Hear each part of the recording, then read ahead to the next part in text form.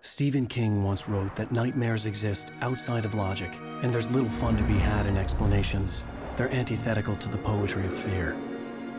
In a horror story, the victim keeps asking why, but there can be no explanation, and there shouldn't be one. The unanswered mystery is what stays with us the longest, and it's what we'll remember in the end. My name is Alan Wake. I'm a writer.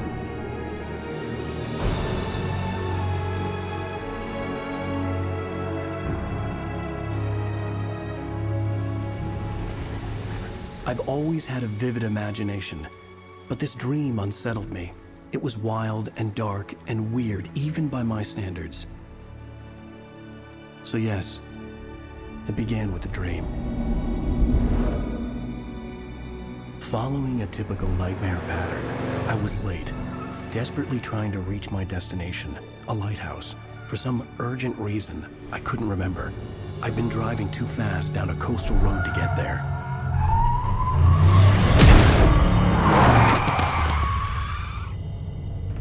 I'd seen the hitchhiker too late.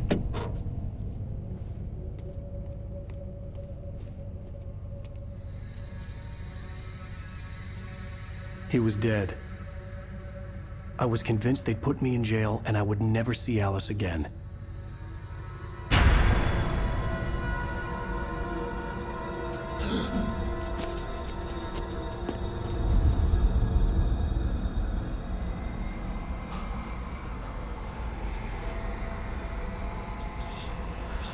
Suddenly, his body was gone. I was in shock from the crash. I could hardly stay on my feet. The radiator had broken when I hit the hitchhiker. The car wasn't going anywhere.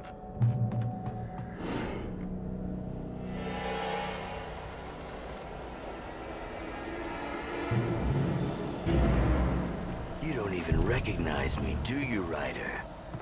You think you're God? You think you can just make up stuff? Play with people's lives and kill them when you think it adds to the drama?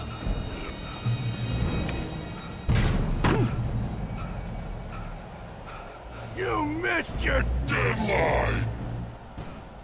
Damn.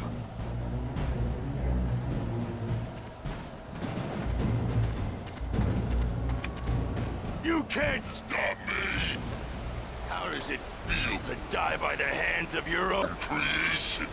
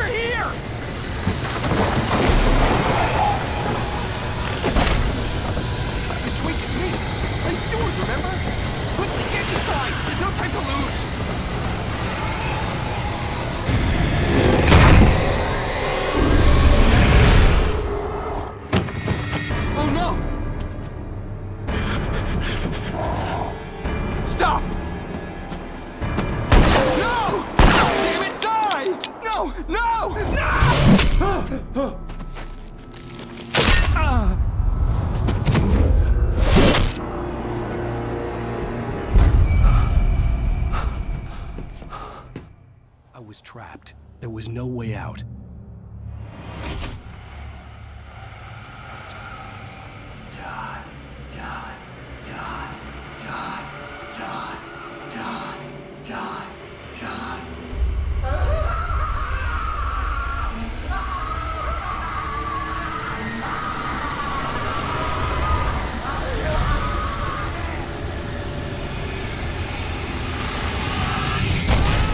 The cabin was a death trap. I had to get out.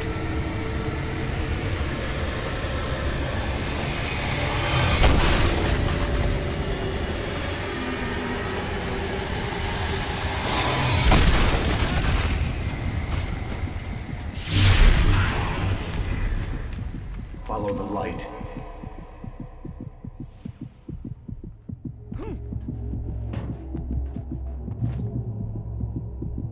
You are hurt. You should go into the light. You are only safe there.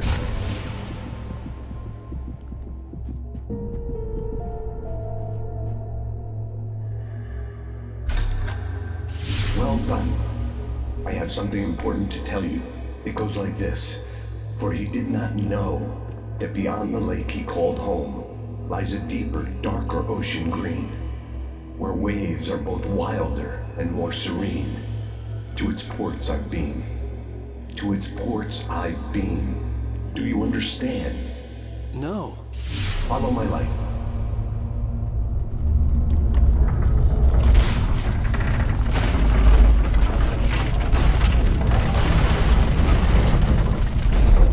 I entered your dream to teach you. The darkness is dangerous. It's sleeping now. When it feels you coming, it will wake up. There's no time. I can only show you the most important thing. The hitchhiker has been taken over by the dark presence. You can't hurt him now. The darkness protects him from all harm. Only light can drive the darkness away and make him vulnerable again. Here, take the light. Turn your flashlight toward him and burn the darkness away.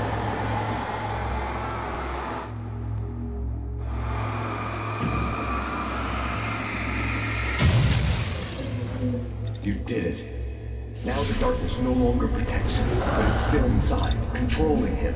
He can't be saved. He's still a threat. He is still your enemy. Here, take the gun. Now you'll die.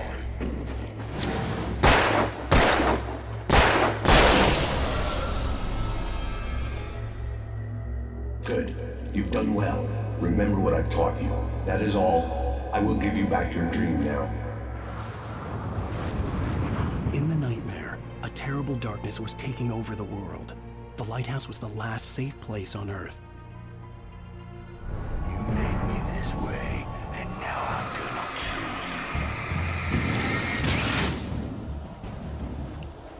You're dead, just like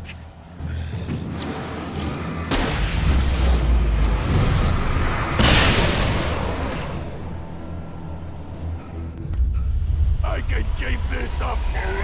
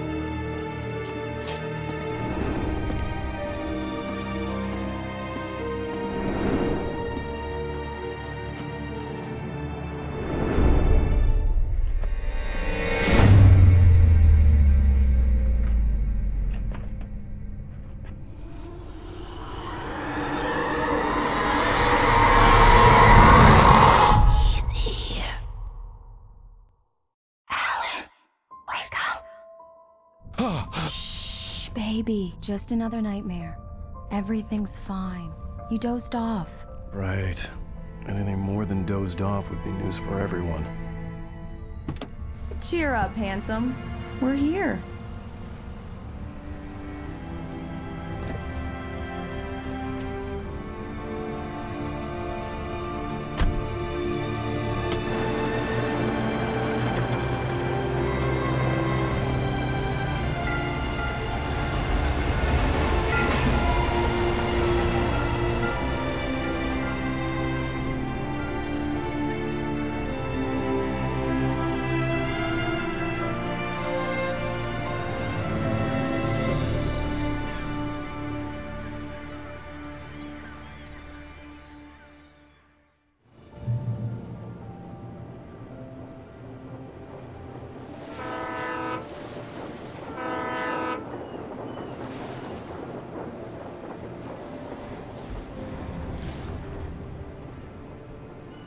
Let's act like we're on vacation. Go stand next to that old gentleman there. I want a shot of you with the town in the background. Sure. I'll even give you a title for the shot. A city boy, moments before he got eaten by a bear. Damn yuppies. Hello there. You picked a good time to visit our town. Deerfest is just 2 weeks away. Deerfest, huh? Did you hear that, honey? You have a lovely wife, if you don't mind me saying. I'm Pat Maine, by the way. Nice to meet you. Yeah, I'm Alan Wake. I won't pretend I don't recognize a famous writer such as yourself, Mr. Wake. A pleasure. I'm an avid reader myself. I hope this isn't too presumptuous of me, but I'm the night host at the local radio station. Any chance I could get an interview? Look, Mr. Maine, I'm on vacation. In fact, I'd appreciate it if we could keep my being here just between the two of us. I'm sure you understand. Fair enough. You can trust me to be discreet. Not a hard man to track down if you change your mind, though. I hope you two have a lovely holiday.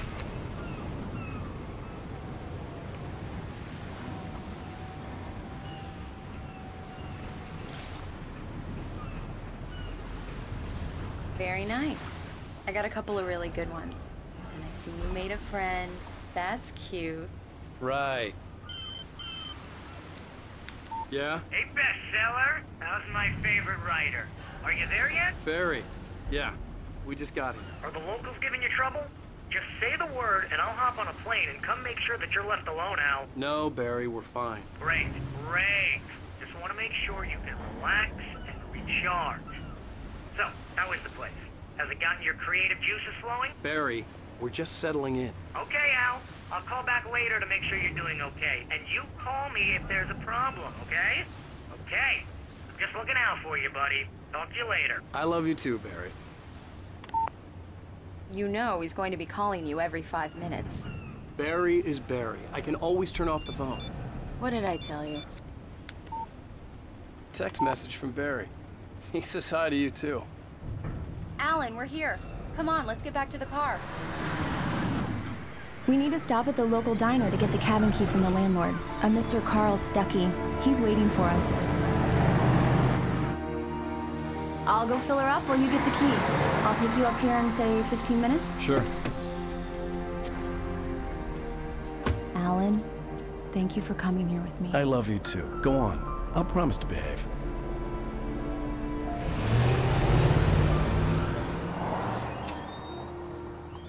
I'd forgotten there were still places like this. Towns where everybody knew everybody. Welcome to the Oh Dear Diner. Hi, I was wondering if you could help me.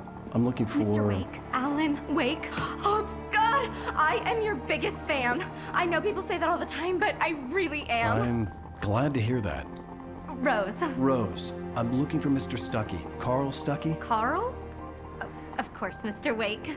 He must have gone to visit the restroom. He'll be back in a moment. I can't believe it. I've got all your books. I got the cutout from the bookstore when they took it out of the window. And you keep it here. Well, okay. Good for you. Right. So much for Try quiet the coffee. vacation. Just don't blame me when you fall in love, 'cause it'll break your heart when you have to leave. Rusty here is no longer human. Nothing but black coffee under a thin layer of skin. Yeah, that makes two of us.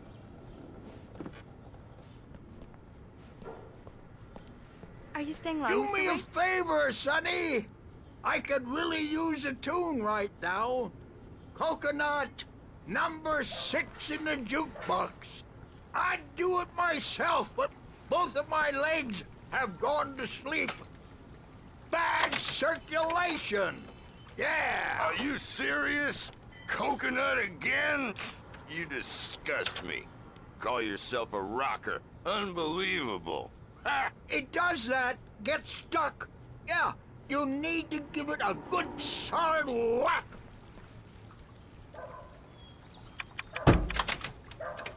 You put the lime in the coconut, drink them both up. Now that's what I'm talking about, yes! This is it. I've died and gone to hell. Don't go in there, young man. You can hurt yourself in the dark. I think I can handle it, ma'am. I didn't want to wait. I wanted to find You don't Stucky, wanna die, to get the do key you? and get out as soon as Worse. possible. The waitress was giving me a headache. He didn't Overeager fans listen. always did. Hello? Mr. Stucky? Carl couldn't make it. Unfortunately, he was taken ill. But I have the key for you and instructions on how to get to the lake. Okay. I wish you a good stay in my cabin. I'll come by later to check how you've settled in. And to meet your wife. I insist. Thanks. You got lucky this time, young man. You can hurt yourself in the dark. This really ought to be fixed, and then I must remind Sarah to change the lights at the station. It's been too long already. Even that sounds better than your singing. Are you all right? Splendid, splendid! Damn hernia. It swells up like a balloon if I lift anything heavier than a spoon. Yeah, splendid, splendid. It's been a long time, Tom. Good to see you. Hey, you wouldn't happen to have a bottle on you, would you, Tom? I wish. The Andersons, they're, local musicians. We're waiting for Dr. Hartman to come pick them up. They wandered off from his clinic at the Cauldron Lake Lodge. Mission accomplished. The key and the directions. My hero. I got some flashlights, just in case. Hey, wait! Mrs. Wake! Your keys!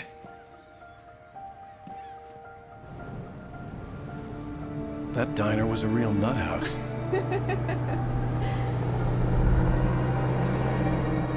Can you believe this place?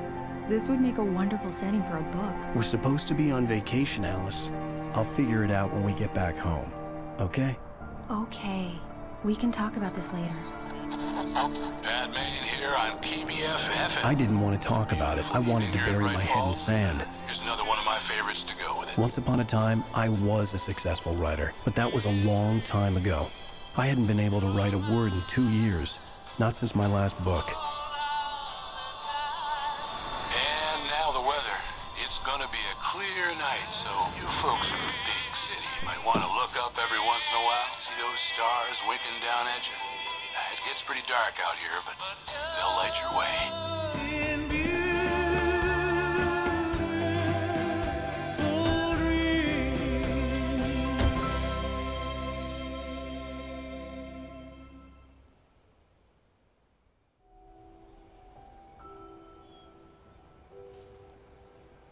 Wow. It's gorgeous, Alan. It's something, all right. Don't worry, honey. I'll get you inside safe and sound before it gets dark. And I've got the flashlight. I know. I'm okay. Alice had a phobia. The fear of darkness. I wanted to make sure we were inside with the lights on before sunset. An old generator had been connected to the power cable.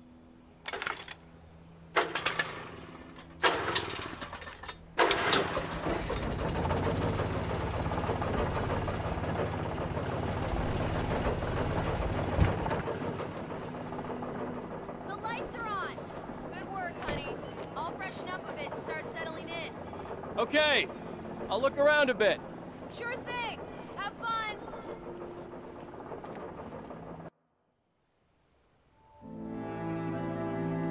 It was a beautiful place.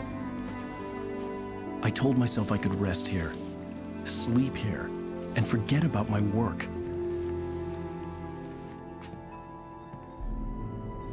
I thought we could be happy here. Alice? Honey?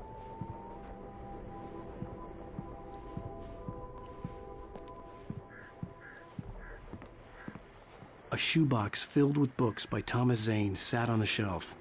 I'd never heard of him before. The Deerfest guests have already started to arrive. Just ran into one on the ferry. A famous artist, no less.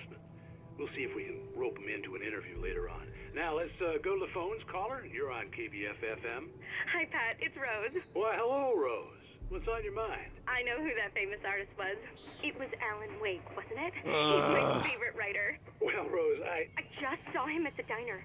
Oh, I am so excited he's here. I'm sure he's glad to be here, too. Well, folks, I guess the secret's out. This is Pat Maine on KBF-FM, and now some music. Great. So much for keeping a low profile.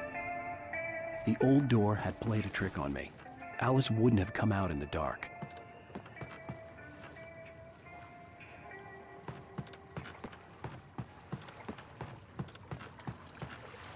The water was black. I couldn't help but imagine all sorts of horrors lurking in the depths below. Surprise! Alice? What is this? I guess I have a small confession to make. I thought maybe you could write here that a change of scenery would get you past— Damn it, Alice! Everyone Hey, keeps— hey, just hear me out! There's a local doctor, Dr. Hartman. I read a book of his. He has a private clinic here. He specializes in helping artists. Maybe So now you want to get me committed? No, it's not like that. That's not— Alan? Alan? Just don't! I don't want to hear it! God damn it, Alice! God damn it! I knew she wouldn't follow me in the dark. I needed some time alone to think things through.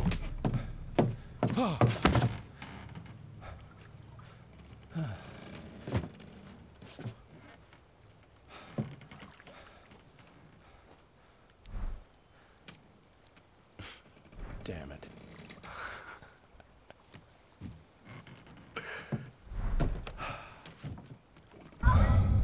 Alice? Alice? Alice! The cabin had gone dark. All the lights were out.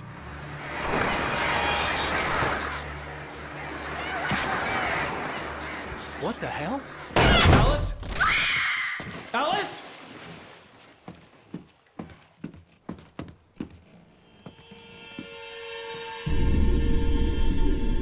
Oh no!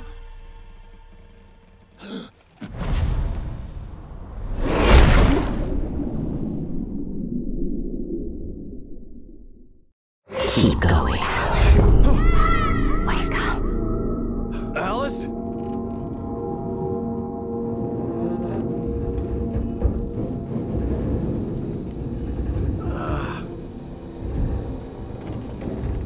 Waking up in the crashed car felt like I had woken from one nightmare and entered another.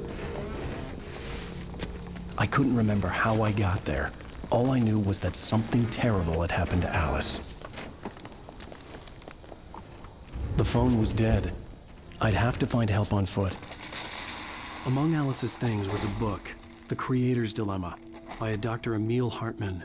Seeing the book brought back my fight with Alice. I didn't like it, and I didn't like the guy's smug face on the cover either. The gas station was my best bet. They'd have a phone I could use. It looked like a long hike through the forest to get there. Hello? Is someone there?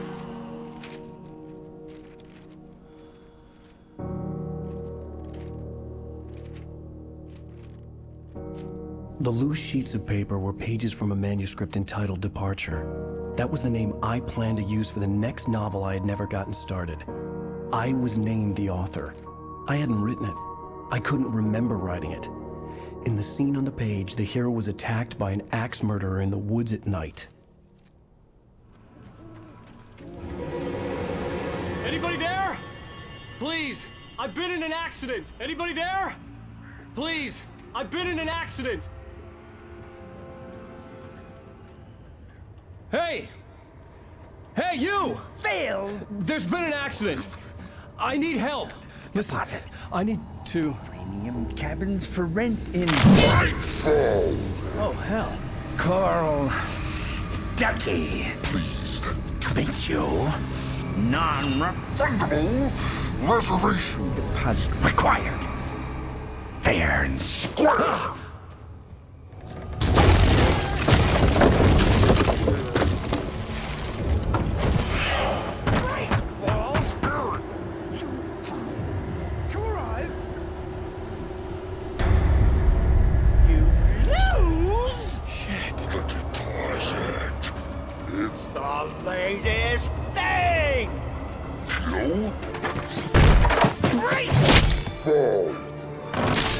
had to figure a way out of this. Any second now, and Stucky would be knocking on the door with his axe like Nicholson in The Shining.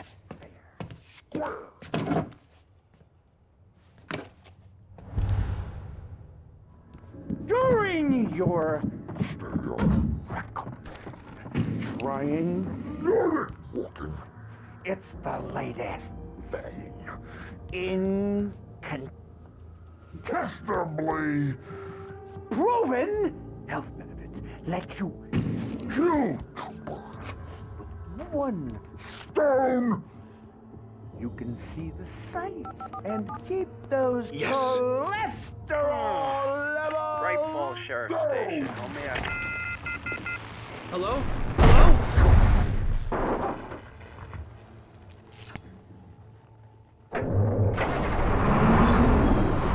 This is bad.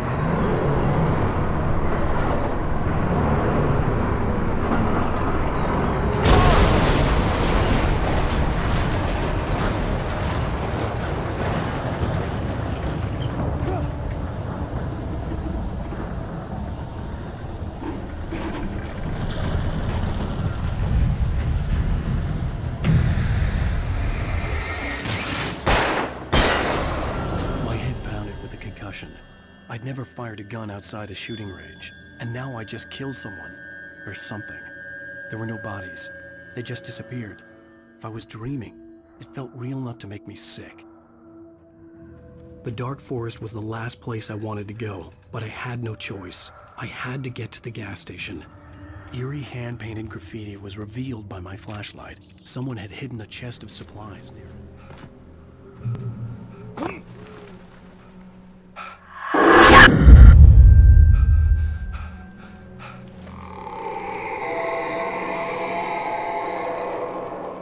What the hell was that? When I saw the river below, something uncoiled itself inside my head.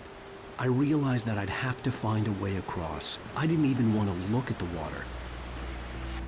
Well, I was just outside for a breath of fresh air, and what a night. I know most of you are probably in your beds by now, but if you're still up and around, take a moment.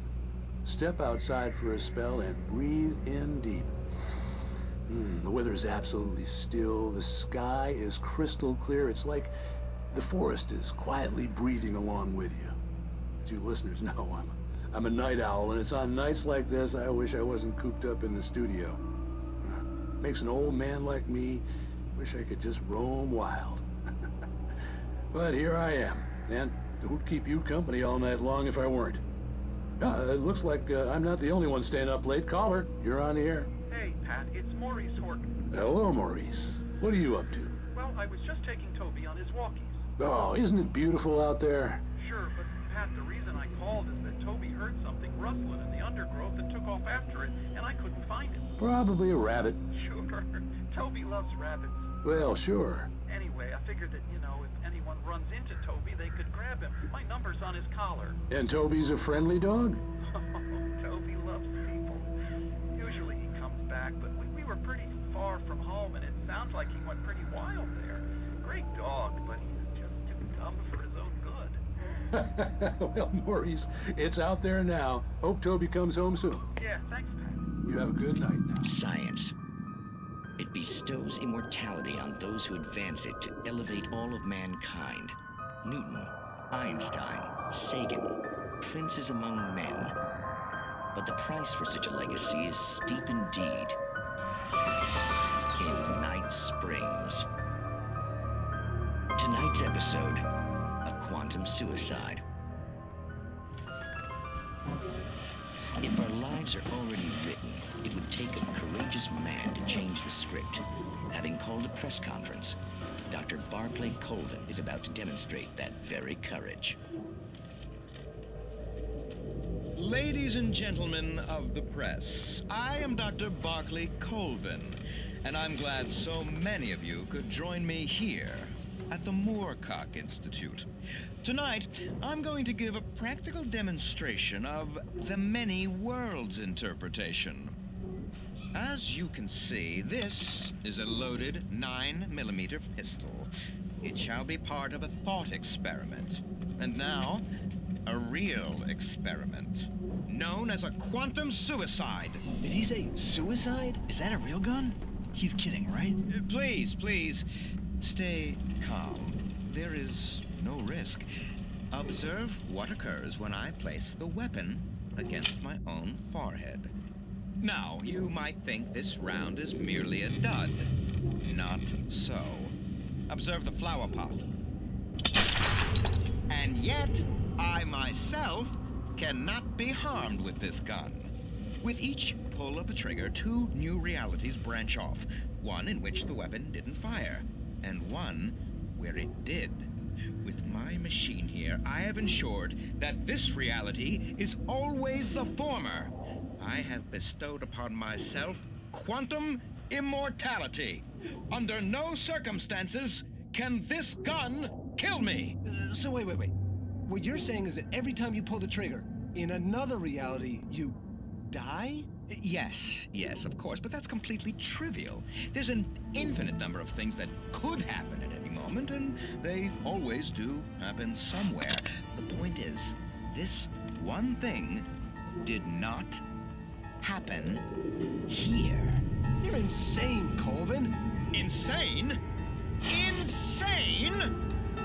Hey, was this thing supposed to be plugged in? I stumbled on it. You fools! Gaze upon quantum immortality.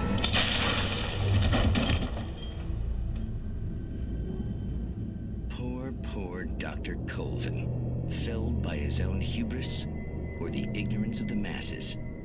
Perhaps he should have left the crate unopened, the decaying atom unobserved.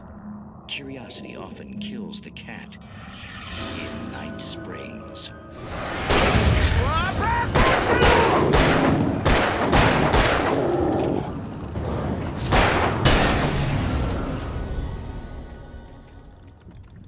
Stucky's body vanished, leaving behind only a lifetime of nightmares to come.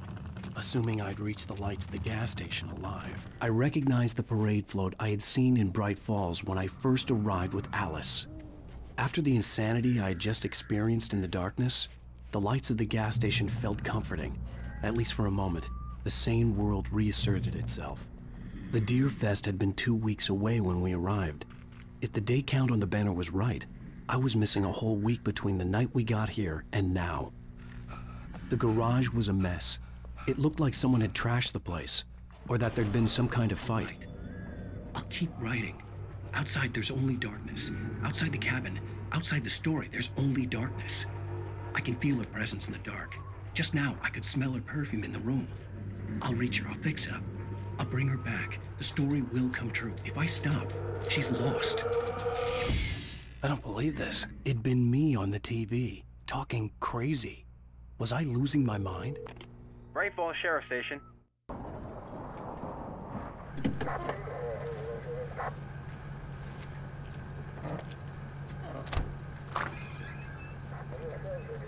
Oh, thank God, Sheriff. Sheriff Sarah Breaker.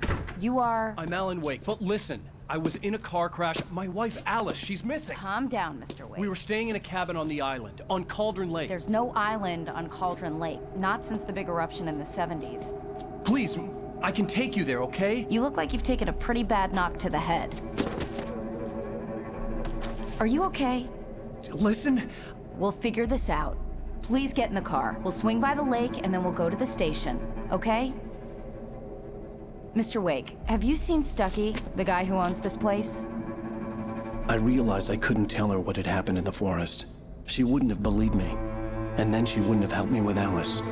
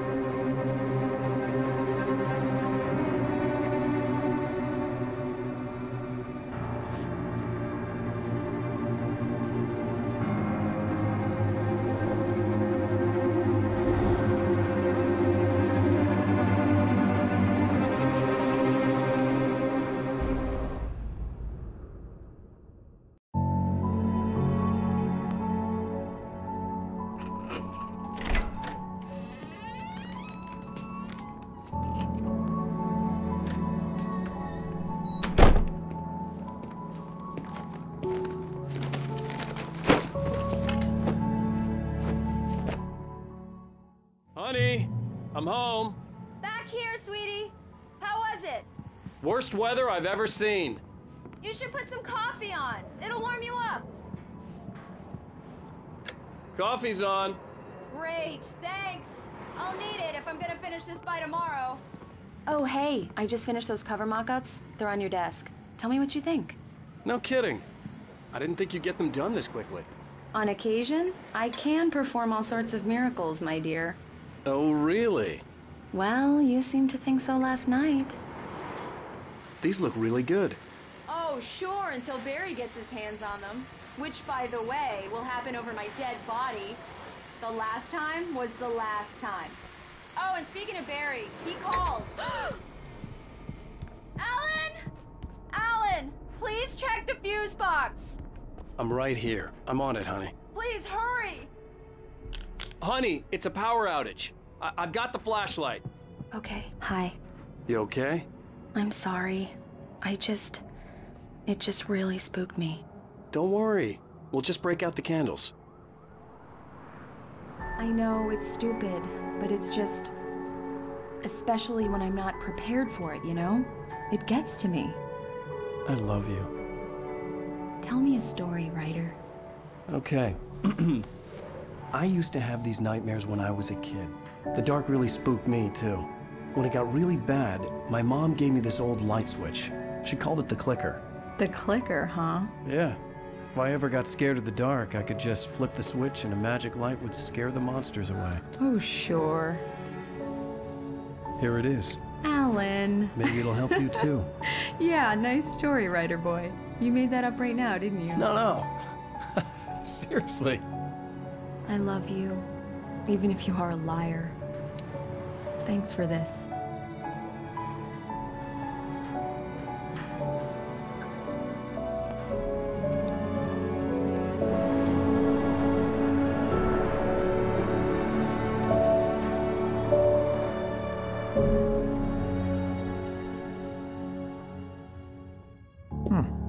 How do you feel, Mr. Wake? Any nausea, disorientation, anything like that? Mr. Wake, how are you feeling? I'm okay. My head's fine. I had to lie about my headache and memory loss. He'd send me to a hospital for tests. I couldn't leave without Alice. Very well. I don't think you have a concussion, but you've obviously been through quite a shock. You should take it easy for a couple of days. Thanks. Well then, Mr. Wake, we're done here. If the pain gets any worse or you experience any other symptoms, you should come see me. I'll let you get on with it then. Sarah, Sheriff Breaker, is waiting for you. She's very good at her job. I'm sure she can locate your wife in no time. Doc Nelson was the image of a small-town doctor. Sheriff Breaker had called him to the station to take a look at the cut in my head. I'm sorry you had to cut your morning fishing short for this, Doc. Oh, she's a beauty, ain't she? Not the biggest I ever caught, if you can believe that coming from an old fisherman like me, but she's right up there. Now, she's a largemouth bass, which is what you're after if you prefer a lure. Now, if you want either trout or salmon, on the other hand, then it's fly fishing for you. Mr. Wake, the sheriff is waiting for you in her office down the corridor. That was Cynthia Weaver. I guess you can Alice call was her the missing. town eccentric. I needed help to find her. I wasn't ready to leave. Newspaper, but she's focused on, other things these days. She'd fit right in where I come from. As you can see, she's a little obsessed with maintaining the light bulbs of the whole town, refuses to step on shadows, things like that. Yeah, it's Mulligan here. I'm at Stucky's gas station with Thornton. There's no sign of him. Over. Wait. Yeah, this is Thornton. Look, we've located the parade float. It's here. That's some good news, right? Stucky was supposed to be driving it at the rehearsals today. Over. Oh, give me that. Mulligan here. Looks like someone really thrashed the garage. Over. Okay, roger that, guys. Keep looking for Stucky. Jane's out. Come in, Mr. Wake. Your phone's on the desk. The battery was dead. It's charged now. Have you started looking for my wife yet? My men are already on it. Now, can you tell me what happened? I'm not sure. I can't remember. We were arguing. I walked out of the cabin. The cabin on Cauldron Lake? How did you end up at Stucky's gas station? I wanted to tell her what had happened last night, but I couldn't. She'd locked me up. Excuse me, I need to take this. Hello? Alice, please help me. Alice? Stop talking to the law. You'll do exactly what I say if you ever want to see your wife again. Who is this? Go to the back lot. There's a hole in the fence on the left. Look inside the junker. I left a little something there to convince you we're all on the same page here. After you ditch the cops, you're gonna meet me in Elderwood National Park. There's a spot called Lover's Peak. Midnight. Mr. Wake, can I help you with anything? Don't do nothing stupid, pal. We're watching you. I need to get some air. The sheriff said I could go out back. Of course, Mr. Wake. You can get there through the cell corridor. Hey, mister! Hey, can you turn the lights on? The deputies, they don't understand. They won't listen to me. I need it to be bright in here.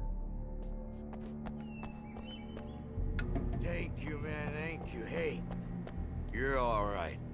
You're a good guy. Don't let anybody tell you different. You know, I shouldn't even be in here. The cops, they got it all wrong. See, sure, I beat him up, but I wasn't drunk.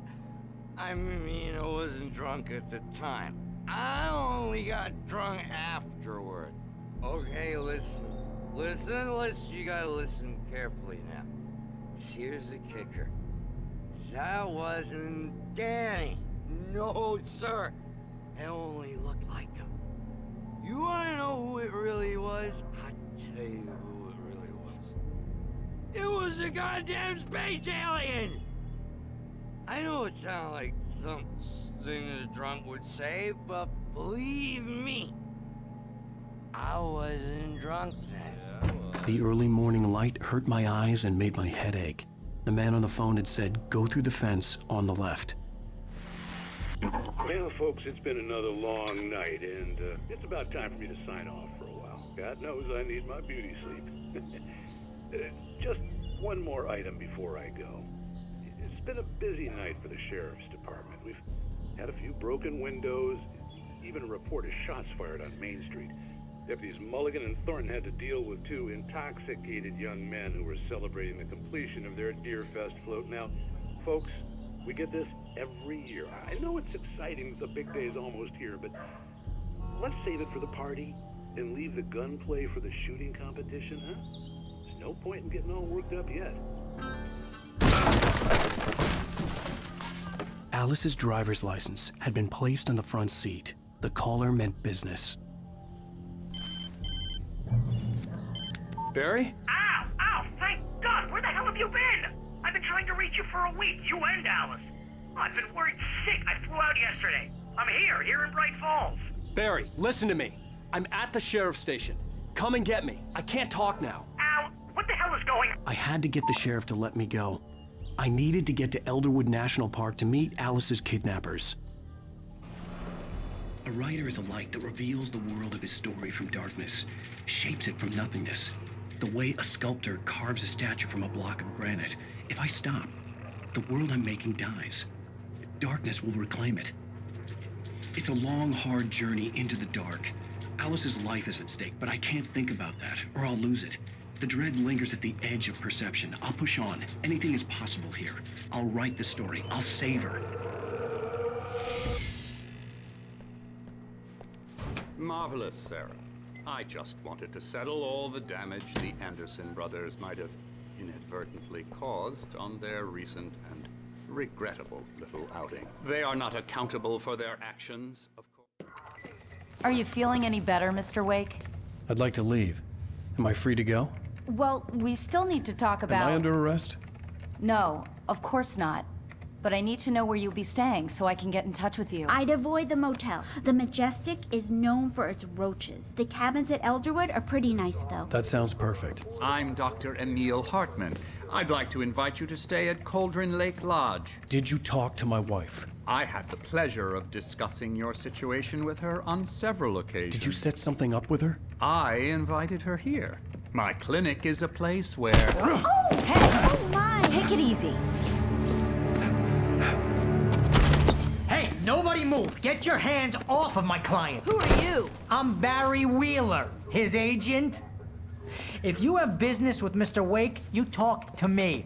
You yokels won't know what hit you once I sick my lawyers on your asses. No harm done, Sarah. I'm all right.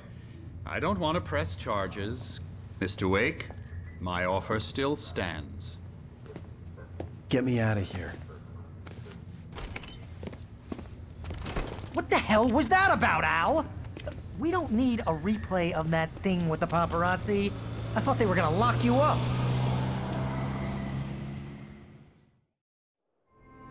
I had to talk to someone. I told Barry everything. He thought I was certifiable, but when he heard about the manuscript, I had him.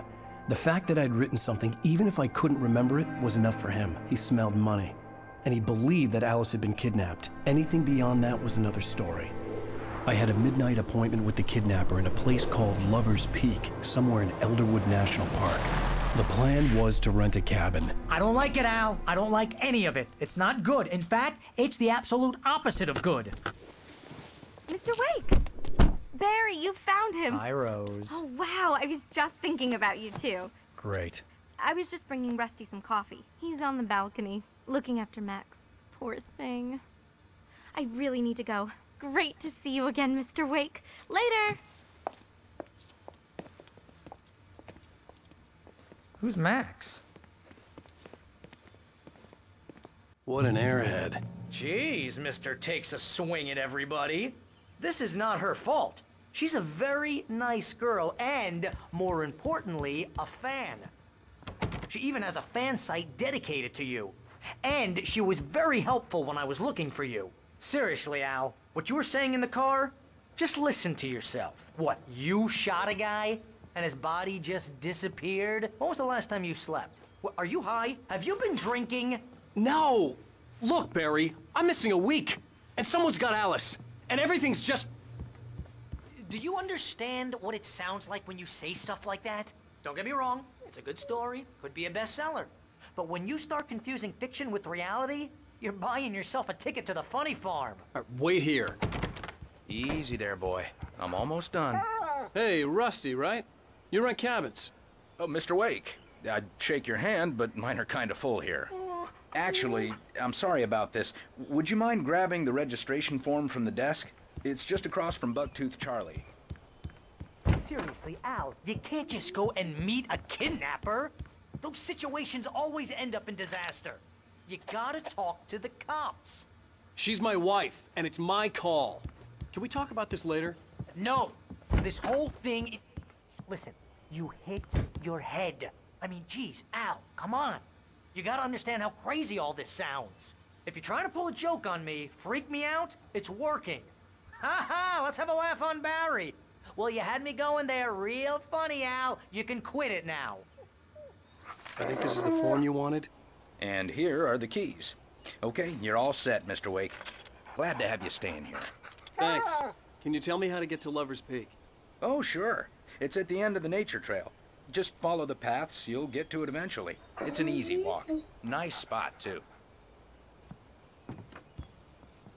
If you have any trouble finding it, just keep your eyes on the radio mast. It's right below that. Oh, and hey, if you take a walk in the woods, watch your steps so you don't end up like Max. I guess I'm a little worried. We got a bunch of campers out there we haven't heard from. It's not like these people are on a schedule. You're asking me to believe that you shot a dude who went into thin air, a guy who was bulletproof until you pointed a flashlight at him. You...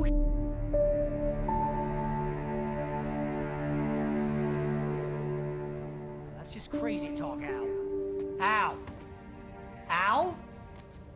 We should go to the sheriff or call the FBI. Damn it, Barry, they'll kill her! This is not a goddamn debate, Barry. I'm going to Lover's Peak. He said to come alone. Okay then. I understand.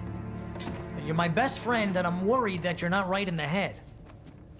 Tell me what to do to help, and I'll do it. You stay here, and if I'm not back by morning, call the cavalry.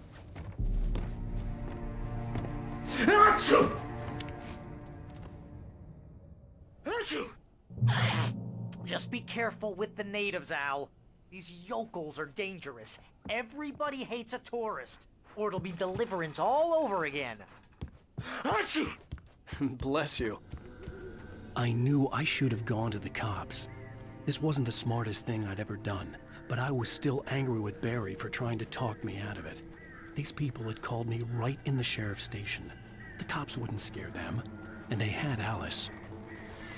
Welcome back to the show, folks. As promised, our very own Dr. Nelson has just parked his rear end in the studio. Doc, what's your Deerfest plan like? My plan? You make it sound a lot more organized than I ever seem to manage.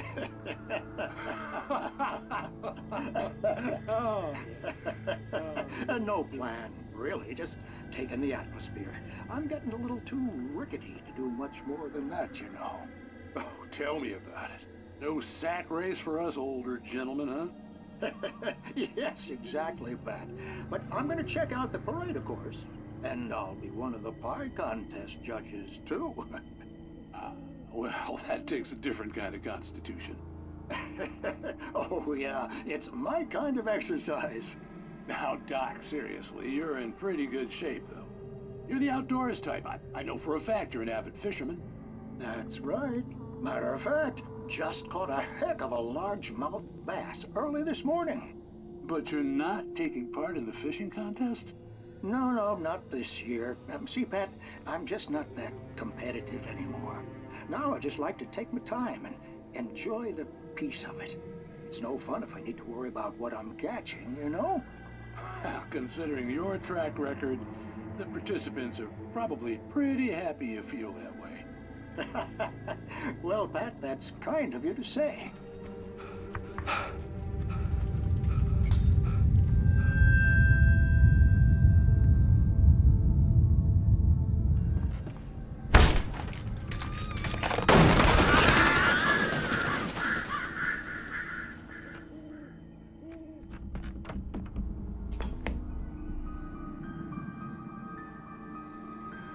Crime and punishment.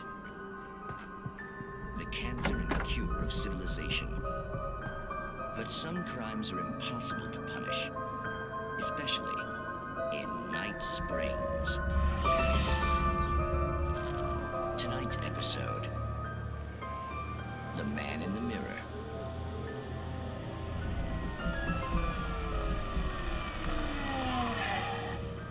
He's inside, Agent. He's a weird one. So, you're confessing to killing that guy, huh? Why? Had it coming? Yeah, but why would you do that? I mean, you're a nice guy. Normal. Took a kid to a soccer game. So how come at the game, you pick a guy and, quoting from the arresting officer's report here, assault the victim's head area repeatedly with the weapon of choice being a pair of bare fists? Wow, that sentence really flows, huh? Maybe you're not the literary type. Okay, so you mess him up. But why? Who was that guy? We couldn't ID him. Why would a guy like you do him like that? I didn't like his face? Well, you must have hated it, because you really went to town there. I mean, there's no way to tell what he looked like. No ID on him either. That must be difficult. But then we ran the fingerprints. Got a match. Your prints. Identical. Huh, how about that? Your son said you were wearing a white shirt when you took him to the game. But the white shirt is on the dead guy. It's plenty red now. You won't get away with this. Do you really think that's in any way relevant to me? I had plenty of time to talk to my boy before the cops arrived, you know? He won't stop screaming, am I right? You think he's ever gonna be okay? I left my mark. Believe me. You bastard. What? You gonna shoot me? What's the point? I'm going to prison. You got me. I don't understand any of this. And you never will. Don't worry. Maybe you'll see me again, Agent. Maybe in the mirror.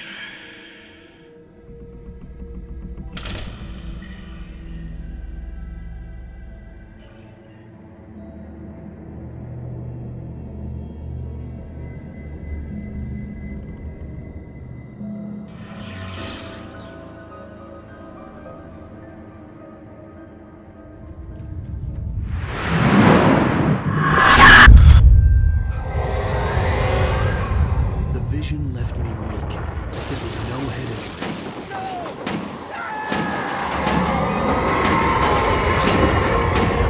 Rusty, hang on! I'm coming! Please, help me!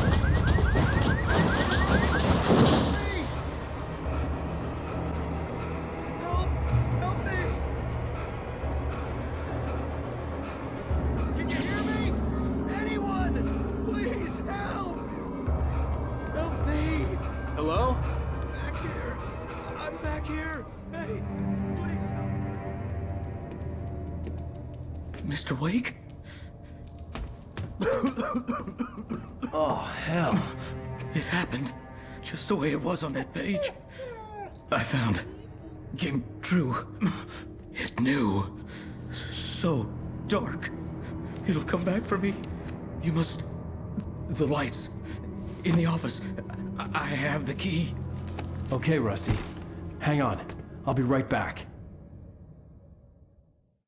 Whatever did this couldn't be far. Rusty had found a page from the manuscript. It would help me understand what had happened.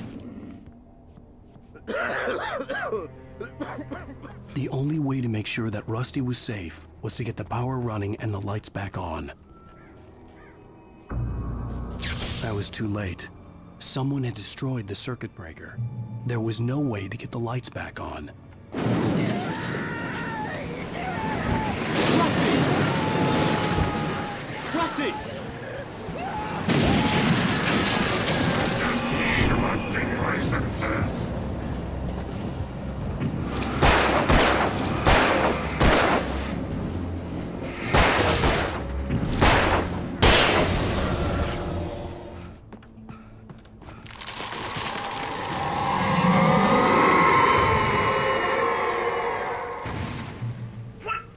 What the hell was that? I saw from the window. I saw something. Forget about it, Barry. It's just me going crazy. Oh, jeez. Oh, jeez. You're not crazy. I wish you were crazy, but you're not crazy. Ow, be careful. Stay in the cabin. Don't open the door for anyone. I mean it.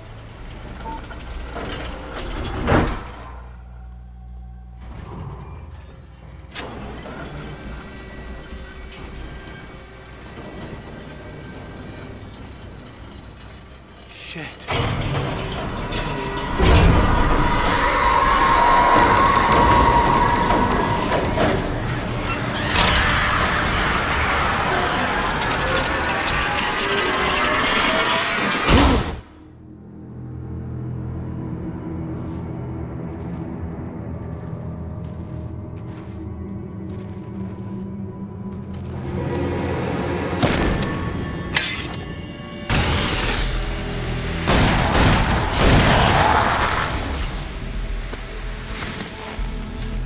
We gotta get moving. More of them coming. That flashlight's kid stuff. The flares will keep the bastards away.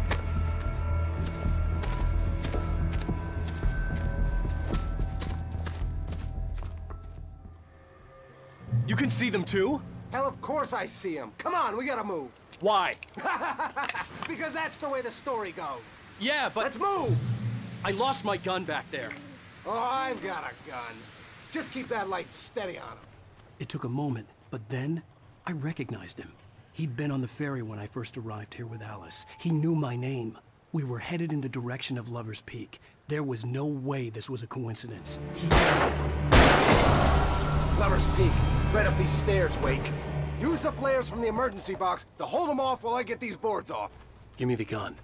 Yeah, no can do, Wake. Are you kidding? Give me the gun! No time for back talk. Hold them off, damn it!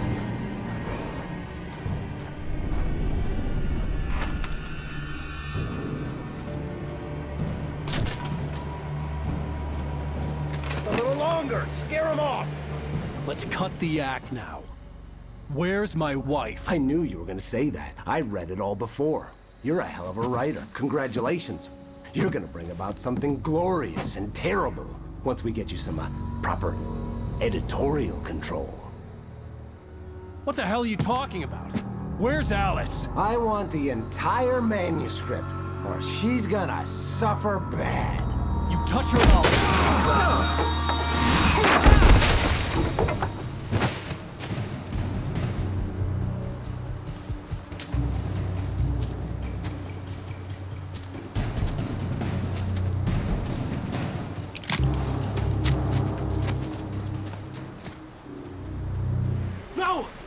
here!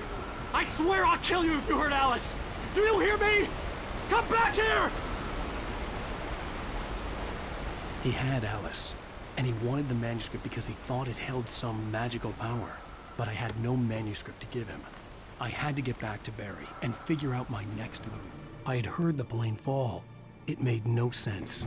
It was clear that it had just fallen here, but it was very old and obviously hadn't flown in decades. Looking at it sent a shiver down my spine. Occupation.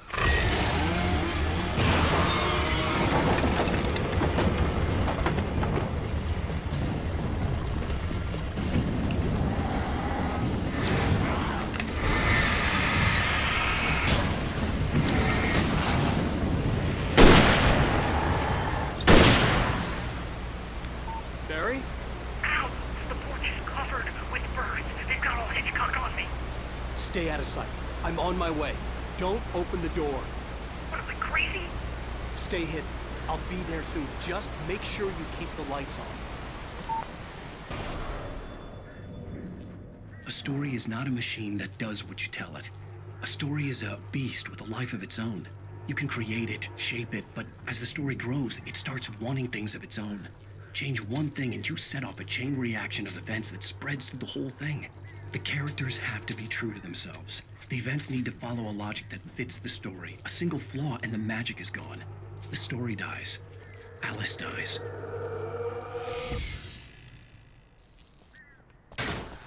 You can learn about nature and yourself.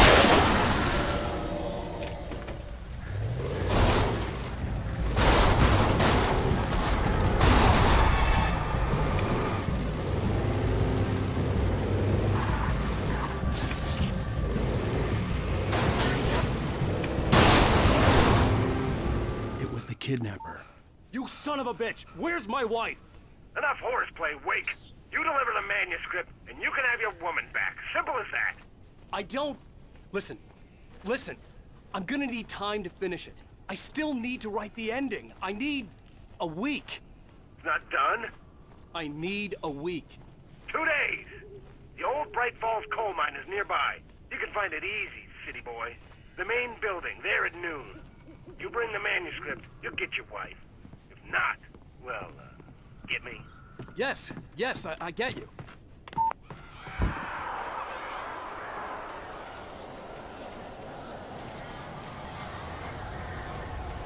Ow! I am so glad you're here. A couple of them got in here before I blocked the chimney. This isn't normal. These birds are weird.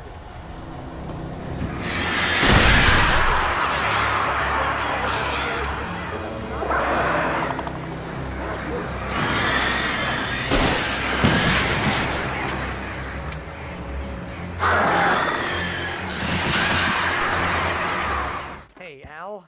I'm sorry for thinking you were having a psychotic episode, man. I sent Barry to the town to ask around about a man fitting the kidnapper's description. He'd go through the archives of the local paper. Perhaps he could learn something. Anything about the island and the cabin that had disappeared. The man wanted a manuscript. I had to try to write him one to get Alice back.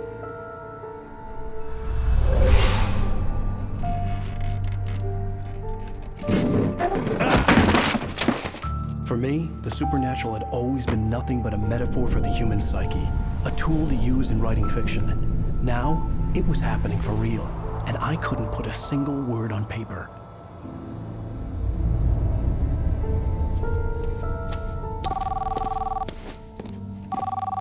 Barry Wheeler speaking. This is Rose. Rose? I found Mr. Wake's pages. Oh, you sweet, brilliant girl. Could you and Mr. Wake come get them? I live in the trailer park outside the town. We'll be there in less than an hour. Bye now. See you soon.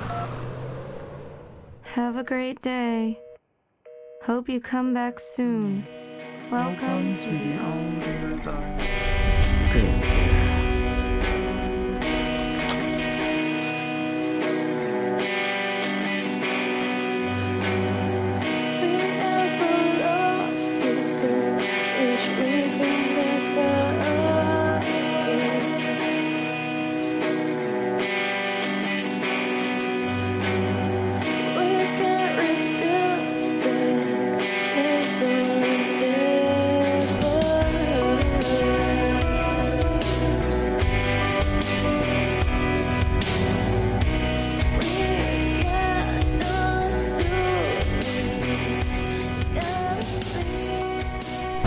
How the hell did she get her hands on the manuscript anyway?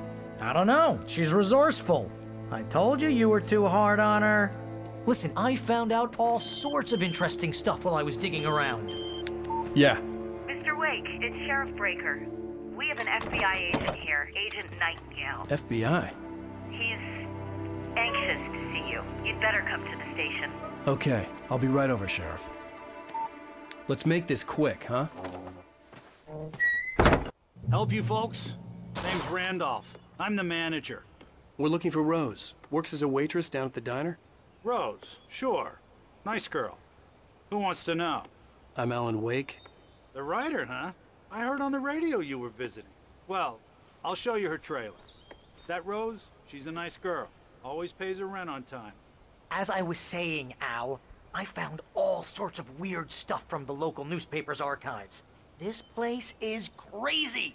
Disappearances, mysterious deaths, urban legends come true, and get this, most of this stuff takes place around Cauldron Lake. Well, you ain't wrong, mister. The Indians thought the lake was a doorway to the underworld. I'm the God-fearing type myself. I don't hold with that sort of thing. Yeah, okay. Anyway, there was an island there owned by a guy called Thomas Zane. Now, some of the articles I found about him make him out to be a famous writer, but I ran a bunch of searches, couldn't find a single thing he wrote. Zane was heavily into diving, so much so that the place came to be called Diver's Isle. But the volcano under the lake erupted in 1970, and Zane went down with the island. It gets better. A local girl, Barbara Jagger, drowned in Cauldron Lake just a week earlier. They were lovers. Sure, Jagger's a local spook story. The Scratching Hag comes for you in the dark. Childish stuff like that. Anyway, Al, I'm just getting to the best part. All of the articles about this stuff were written by Cynthia Weaver. I asked around, and she's that crazy bag lady you met. What, the lamp lady? She can be a little loopy, but she's not homeless or anything. Yeah, anyway, she knew both Jagger and Zane before they both died, and she had some kind of a breakdown.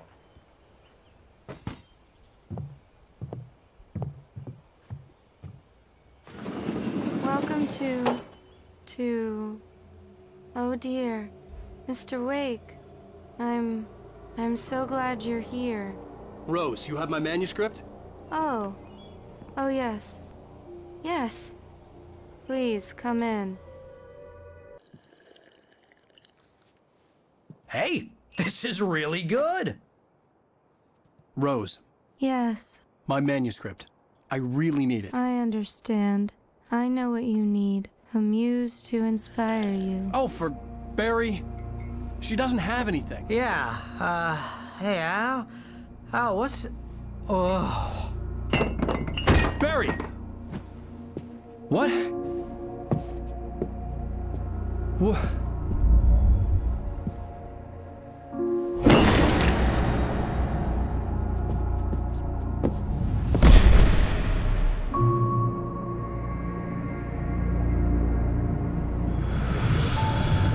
It's coming for you, hiding in my barber's skin. I'm too weak to stop it. You must turn the lights on. I promised I'd come visit you and your lovely wife. You must finish what you started. I insist.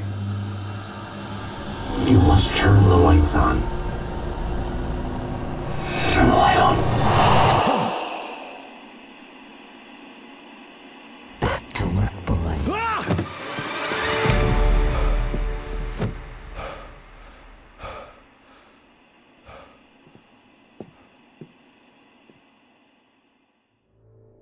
I felt nauseous, hungover.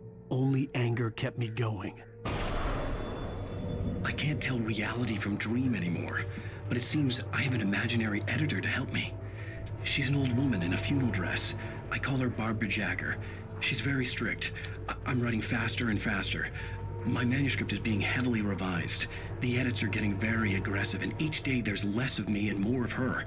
I hate it, but I know she's right. She promises me I can save Alice this way. She knows more of this than I do. About the complex incantation I'm attempting. About this place. She's worked with another writer under similar circumstances, Thomas Zane. The genre of the story seems to be shifting. It's turning into a horror story. I'm getting close. I can feel it. Rose took a day from me. I had less than 12 hours left to meet the kidnapper. All I could do was get Barry into the car, work something out once I got on the road. Welcome to the Oh Dear Diner. What can I get you today? Coffee? I couldn't work up much hate for Rose. Something had used her to get to me and left its mark. First refill is free. Milk and sugar on the counter there.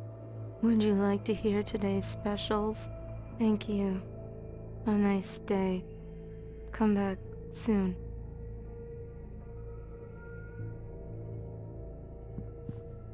Barry was out of it. He was way too heavy to carry. You're right. I deserve more money. I'm so handsome. My gun and flashlight were gone. I'd have to find a way to get Barry into the car as quickly as possible. There was no time to waste. I just stepped outside to catch a breath of fresh air. Let me tell you, the weather's getting heavy. Nights like this make me especially glad I'm here talking to you and not home in bed. Once the weather takes a turn like this, I can't sleep at all. It's all tangled bed sheets and dark thoughts, punctuated by the occasional plunge into nightmare. Is it just me? Well, perhaps it is. But I hope I can make the night a little bit easier to get through. Caller, you're on KBF FM. Hey, Pat, it's Walt Snyder. What's on your mind, Walt? Well, I am the way you are, but, well, I can't sleep either, you know? I just been staring out the window here, trying to make sense of it all, but,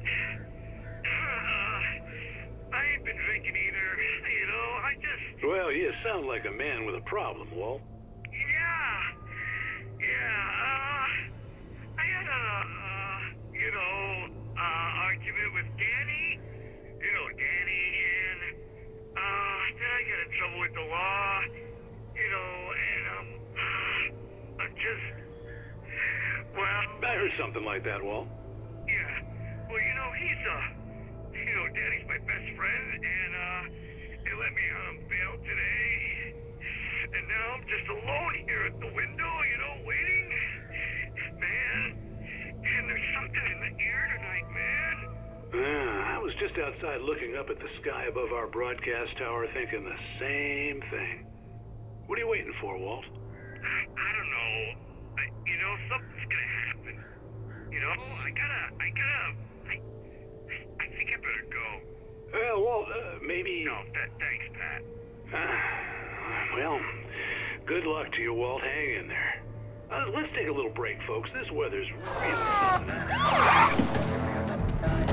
God knows what you've done to that poor girl. This is Agent Nightingale, FBI! Get him up, Hemingway! You're under arrest! You move a muscle, I'll unload right in your goddamn face! Stay right where you are, Triple A!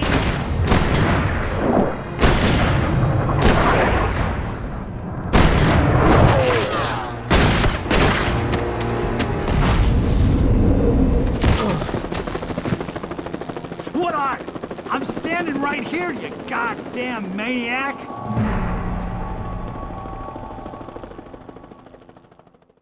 I hated to leave Barry behind, but there was no way I'd miss my appointment with the kidnapper. Give it up, Mr. Wake. Come on. Get after it. Don't let him get away. Move it.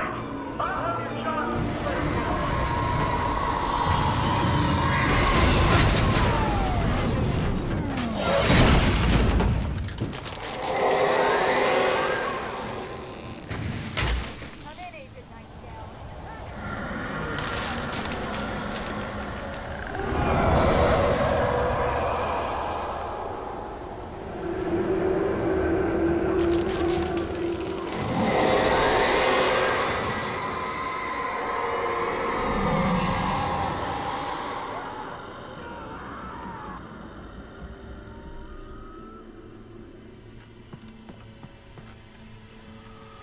This horror was everywhere I went, circling me.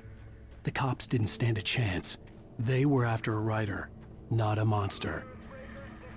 I've lost contact with most of the men you assigned to me. It's Wake's doing. Wait, are you seriously telling me that geek writer just took out my deputies? Are you kidding? I mean, have you seen this guy? He wears a tweed jacket. Over. He's the guy we're chasing. If it's not him, who then? Bigfoot? Over. I don't know yet, but I'm not in the habit of jumping to conclusions. That tends to come back and bite you in the ass.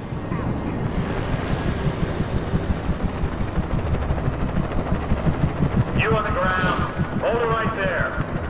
There's nowhere to run. Freeze!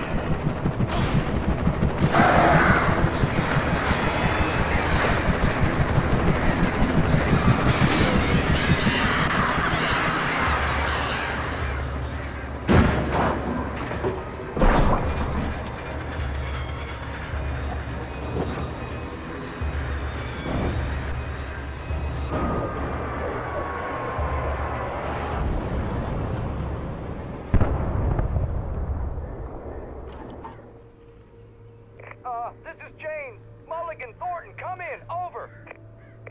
Thornton here. James, we got both Wheeler and Rose in custody. They didn't put up a fight or anything. Why, they were... Hey, what are you... Come on! Sit down and give me that. James, Mulligan here. Over. Go ahead, Mulligan. Over. We got Wheeler and Rose here. Wheeler's drunk or hopped up on something. Speaking of which, that Fed had a pretty distinctive whiff of Otis Scotch about him, if you know what I mean. Over. I don't have anything on that, Deputy Mulligan. Over. Well, whatever. Anyway, Rose is just being plain weird here. You better get Doc in to take a look at both. Over. Gotcha. You better get them here quickly. The, Fed's gonna want to interview Wheeler. Over. Oh, yeah, I'll bet he does. Looks like they have a lot in common. Mulligan out. I imagined that the broadcast tower in the distance was part of the local radio station. Maine seemed like a decent guy. Perhaps he could give me directions to the coal mine.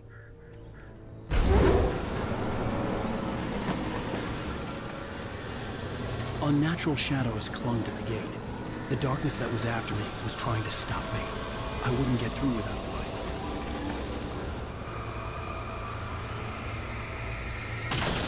And here's another call. You're on KBF-FM with Pat Maine. It's Milt Peabody, Pat. What's on your mind, Milt? Well, I live near the trailer park, Pat, and there's a big ruckus going on over there. Well, that's just up the road from me, too. What's going on, do you know? I don't know, but there's a bunch of police cars there, lots of sirens, a helicopter buzzing around, and I think I heard some gunshots. Gunshots? Yes, sir, like from a pistol. So can you find out what's going on? Because it's just next door and they're popping off guns there. They're still shooting? No, it was maybe 10-15 minutes ago. It sounds serious, Pat. I'm telling you, it don't sound like no party. Well, I'm certainly going to give the station a call, Milt. Okay. You'll hear it here as soon as I hear from them. Okay, thanks. Oh, here's a little surprise. The famous writer Alan Wake just walked in. Folks, I'm going to see if I can talk him into an interview. Come on in, Mr. Wake. Oh, I'm so glad you could find the time to do this, Mr. Wake. Nowhere to run now, Dan Brown. You back away from me. Don't hurt her. Whoa. Everyone calm down. Put the gun down. We're all friends here, right? Cool your jets, Nightingale. We got him. What the hell's the matter with you? There's a civilian in there.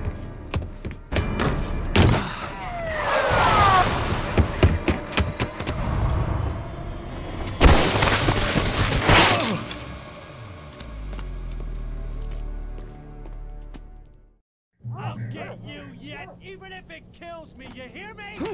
You hear me, H.P. Lovecraft? I had fallen off so many cliffs it was ridiculous. That's what you get for naming a book The Sudden Stop. It was probably good I hadn't had the chance to tell Maine where I was going. I'd have to lose the cops and find my own way to the mine. Hello? The most stubborn man I've ever met. Alice? Alice? Alan. I'm so afraid. Keeps me in the dark. Please help me. I look at you, Alan, and it's not you. Something else. Looking out from behind your eyes. Alice, I'm here. I'm so alone here. It's all gonna go to hell. You need to be careful. Cooperate. The connection had been terrible, but that wasn't the only thing that hadn't been right with the call. She sounded wrong somehow, but she had called me.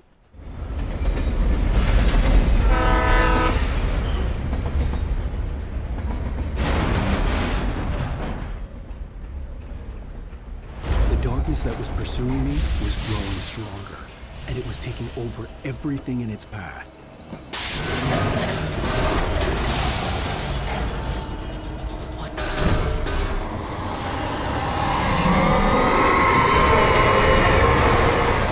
As a teenager, just starting to get interested in writing, Stephen King had been a source of inspiration to me. I thought about all the inanimate objects that had come to life in his books. No one is safe in a good horror story. Certainly not the protagonist. That's what makes them fun. This was anything but. The darkness could possess anything, and it was getting closer.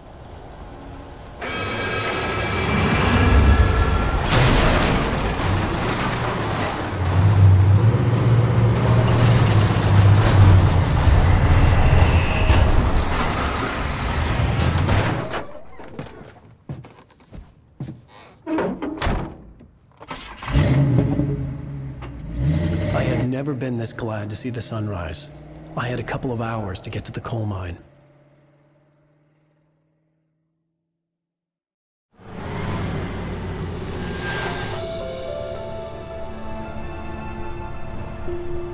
The coal mine wasn't far now.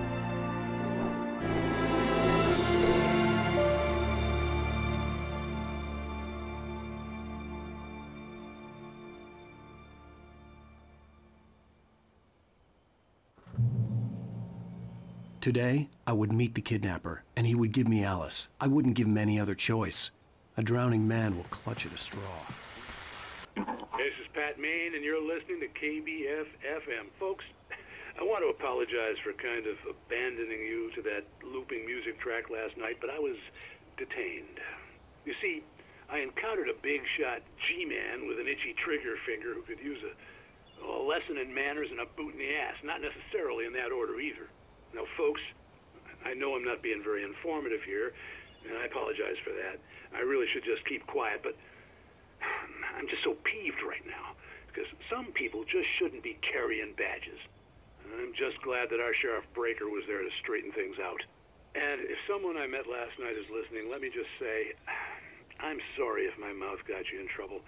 I'm pretty sure you're not the bad guy here. Godspeed, son. I hope you know what you're doing. Now, on a lighter note, I'll be talking to Dr. Nelson all morning. But first, a little music.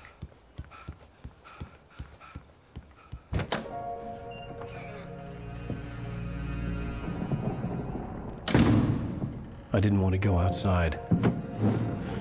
Cops had to be looking for me. The noon sun turned the place into a sauna. The day dragged on.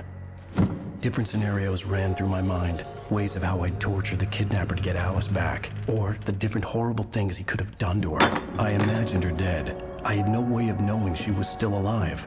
It was killing me. I was running on blind hope. It was all a waste of time. The bastard never showed up.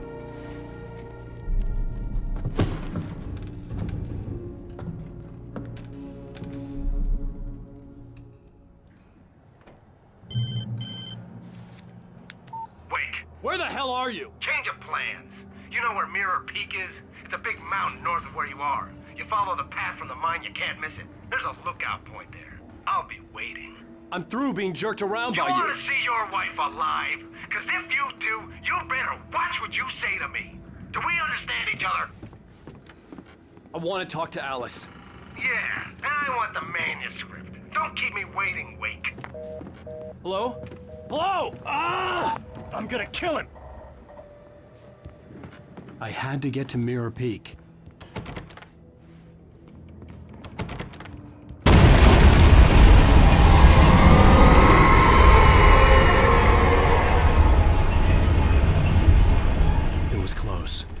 closer than ever before. I had a real plan. I was going to give the kidnapper all the manuscript pages I had for Alice. If that wasn't enough, I'd hold him at gunpoint and make him talk.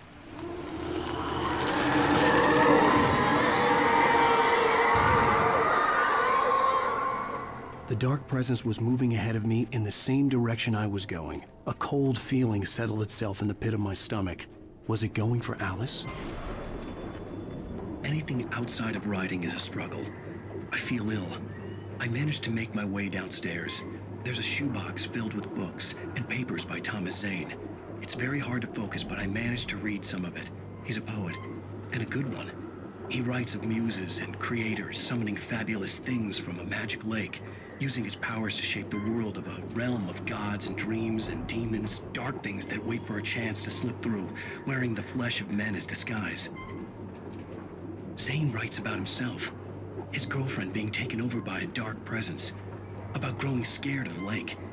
Zane believes it's a mirror to the gaping void of darkness above, where some Lovecraftian presence lurks. I crawl back upstairs. I'll borrow these things for my story. They ring true. They fit.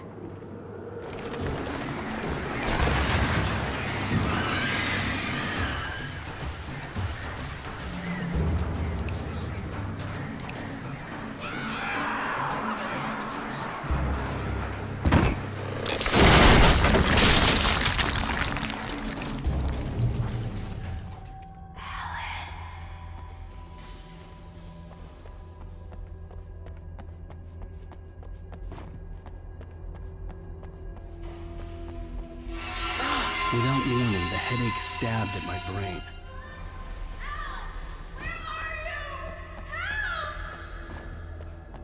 Alice? Alice!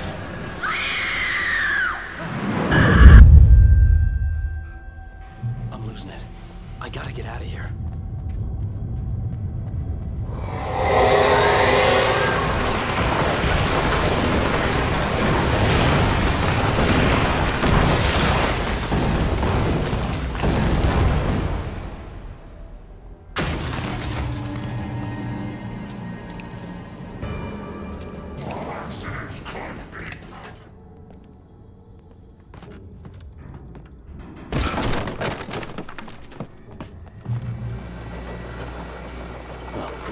Another cable car. Just great.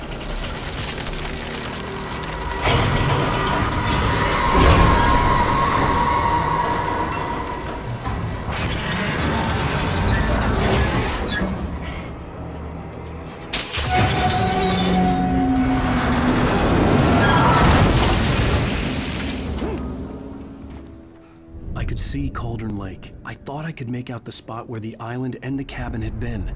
There was a light near it. It had to be a boat. I was close now. I had to get there fast. I dreaded what I would find. Wait! That you? Wait! Hey, I'm here! I'm coming! No! Get away! Sorry! Please, it's late! The boss didn't know who he was messing with! I didn't know!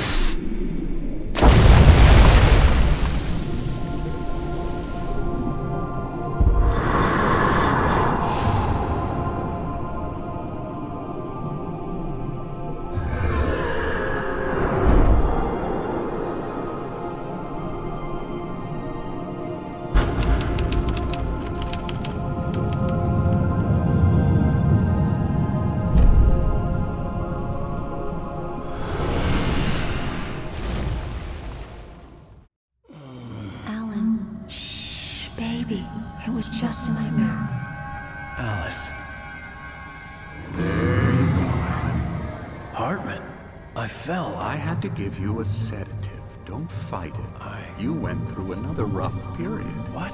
Right now, it's very important that you stay calm. We don't want you to have another episode. You're a patient at my clinic. Have been for a while now. The shock of your wife's death triggered a mental illness. No, you're lying. You're suffering from various symptoms of undifferentiated schizophrenia. Bastard. It's okay, Alan. Just let go.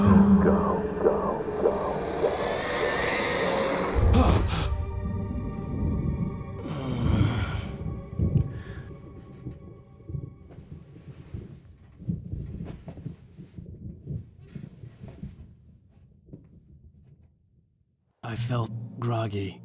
Whatever Hartman had bumped in me was making me numb. I felt like this was happening to someone else.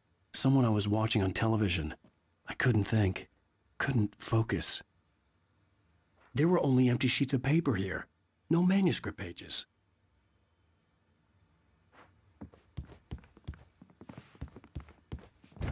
The door was locked. I was a prisoner here.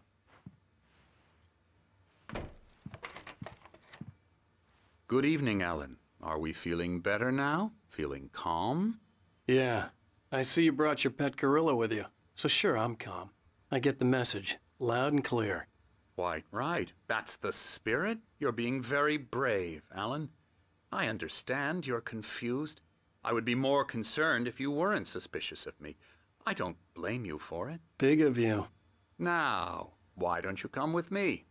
We'll reacquaint you with my clinic and go over everything you might have forgotten. Little walk and some fresh air? Yes, it will do you good. This corridor is for patients. Most of them aren't here right now. Jack took them out for a fishing trip, except for the ones who are particularly vulnerable, of course. I encourage creativity as a part of the recovery process here at Cauldron Lake Lodge. I specialize in treating artists. I bet you do. Splendid, Alan. I honestly believe we can get this thing under control if we work together. This way, Alan. Now, Alan, from past experience with you, I know I need to get right into the heart of the matter as quickly as I can after an episode. So I'm just going to say this. Alice is dead. No. You're in a very vulnerable state until you understand and accept this. Alice drowned, and you couldn't face that.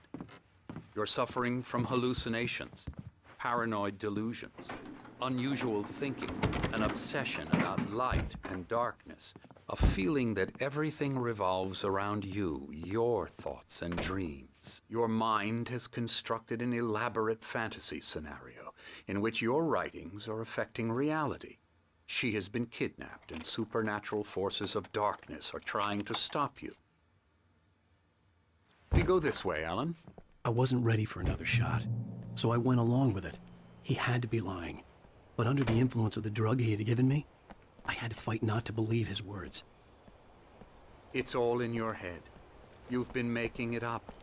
Apart from the tragic accident with your wife, no one has been killed. Your delusions are just a manifestation of your subconscious mind trying to protect you from the too painful truth. Unless we fight the fantasy, it will return. I know the instinct is to resist me, but think about it. Doesn't this make far more sense than the insane supernatural conspiracy you have concocted in your mind? You're a skeptic by nature, Alan. We both know this. Everything can be explained logically.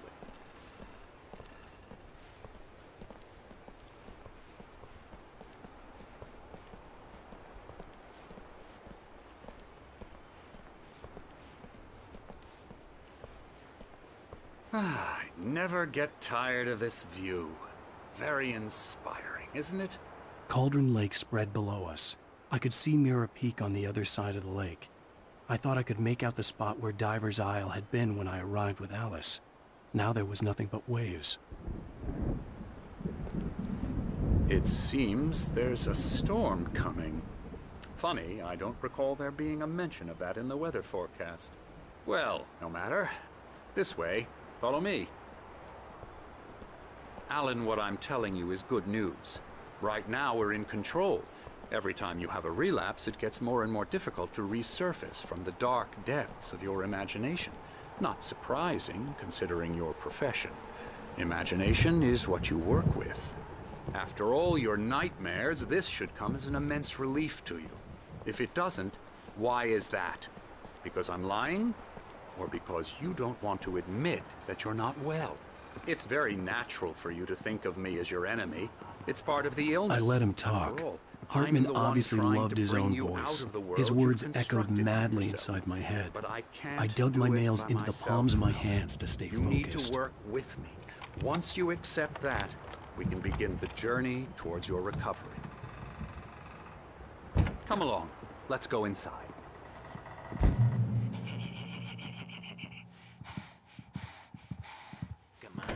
Here's the entrance to the office wing. That's for staff only. You were impressed by my trophies when you first arrived here. I do love to hunt. The great outdoors, man versus nature. It's wonderful stuff. Pretty damn wonderful, yeah. Scary, scary, scary.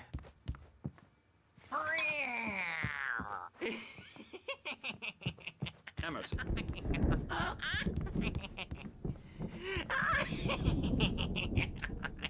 I'm a real bad dream, mister. You should be afraid of me. Don't want to run into me in the night, that's for sure.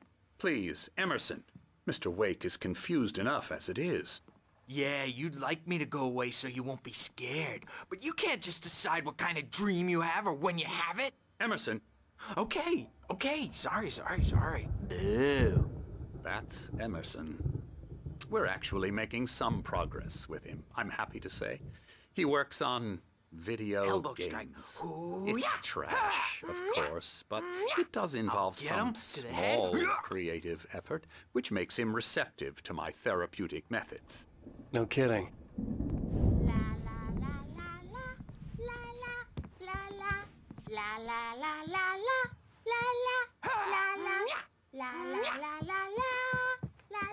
Come, Alan, this way. Now, you might have noticed the typewriter in your room. You've been writing as a part of the therapy. As soon as you feel up to it, you should continue.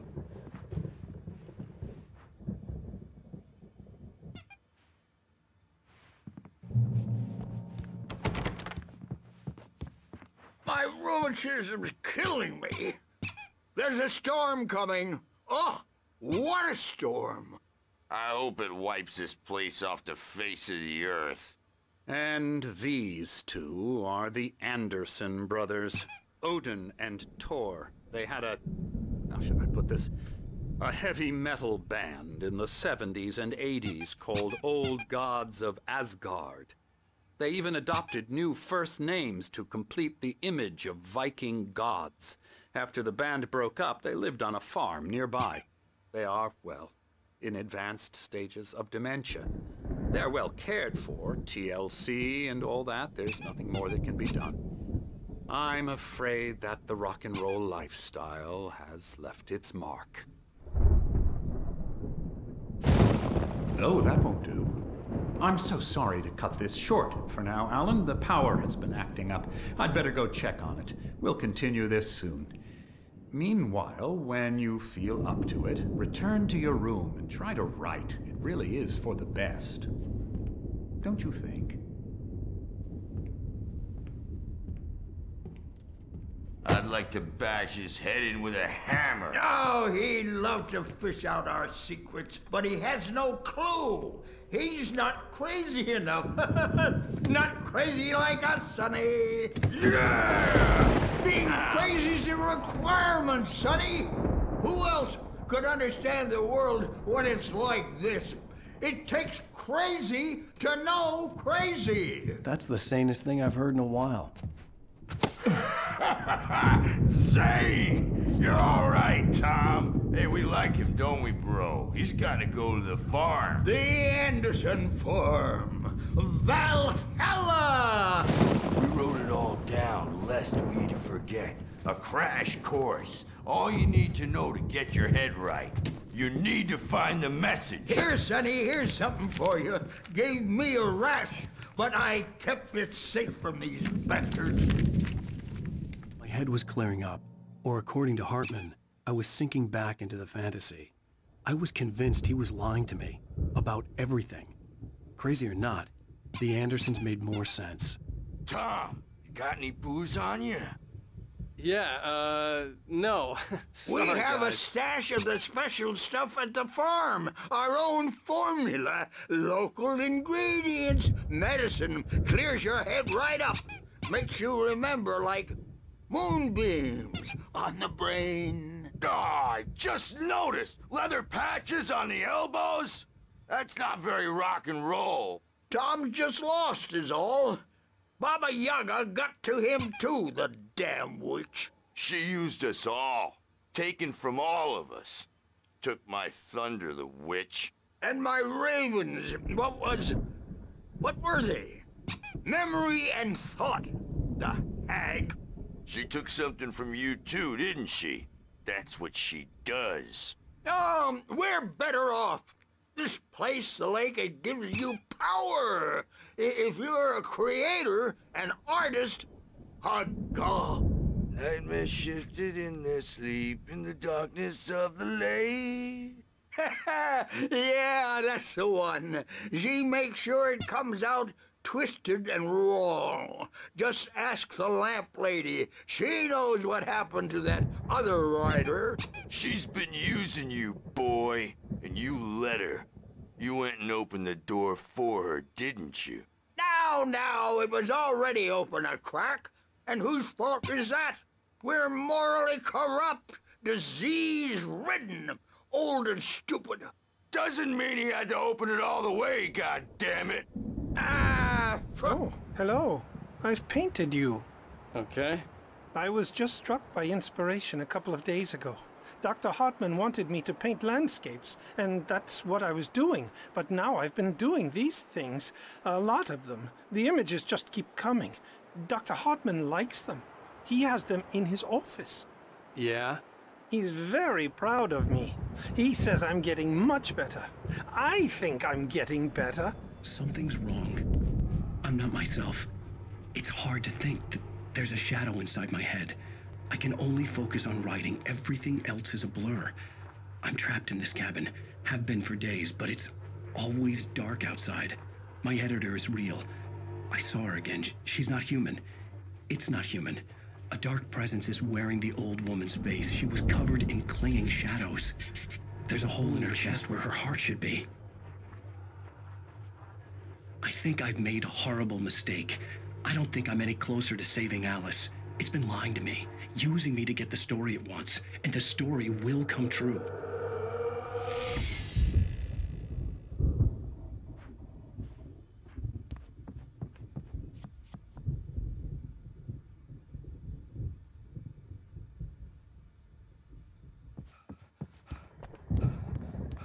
Hartman had mentioned that the power had been acting up. Maybe that was the reason for the generator and the work light on the balcony. The generator hadn't been activated, and there was no key. The white glare of the blank page in front of me hurt my eyes. My hands began to shake uncontrollably. Everybody calm down. Put that down. Bert, I need help. Hey, Wake, you stay here. I'm gonna go see what's up. You just keep doing what you're doing. Be cool, okay?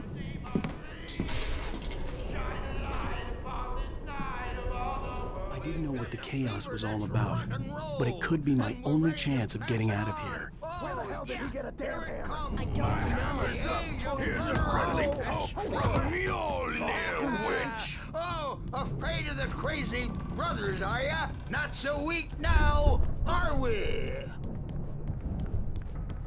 Well, things are unraveling fast. Sinclair looked bad. That wasn't a love tap. The crazy old fart hit her hard. And if she was one of Hartman's goons, she had it coming. I could get the key to the office wing from Sinclair. I had to get to Hartman's office. He had taken all my manuscript pages. Come out and That's where he'd been keeping them. Birch. It's time to pay the piper. Maybe you could come out and be our witness, adult diapered markings on the tape said they were recordings Hartman had made at the sessions with his patients. I saw Alice's name on one of them. For a moment, I couldn't breathe right. Now, Mrs. Wake, can you tell me about Alan's problems? He's more and more out of control all the time. The parties, he's so angry all the time. He's getting violent. Do you mean with you? No, not with me. No, never. Sometimes I almost wish Alan would take a swing at me, because at least that lead to a conversation he couldn't just march out of. But no. Alan doesn't really sleep. And the work, well, he's not writing at all. He sits there for hours and just gets more and more frustrated. And I can't talk to him. Yes. Tell me, Mrs. Wake, what would you say to him if he'd listen? I don't know. I want to say, I look at you, and it's not you. Just some stranger who resembles you. Looking out from behind your eyes, and I don't like that guy much. And now it's all gonna go to hell. But you don't ever say this. No. I've tried, but he's not listening. He's too deep in his own problems, always going on about something else. I'm so afraid I'm gonna lose him, and we're not even talking anymore. He doesn't let me in anymore. He just keeps me in the dark. I'm so alone here, even when he's home. Please help me, Doctor, because I'm at my wit's end. Well, if you can just get him here, I'll absolutely do my very best. Yeah, but Doctor, you need to be careful with him. He's not just going to listen to you and cooperate.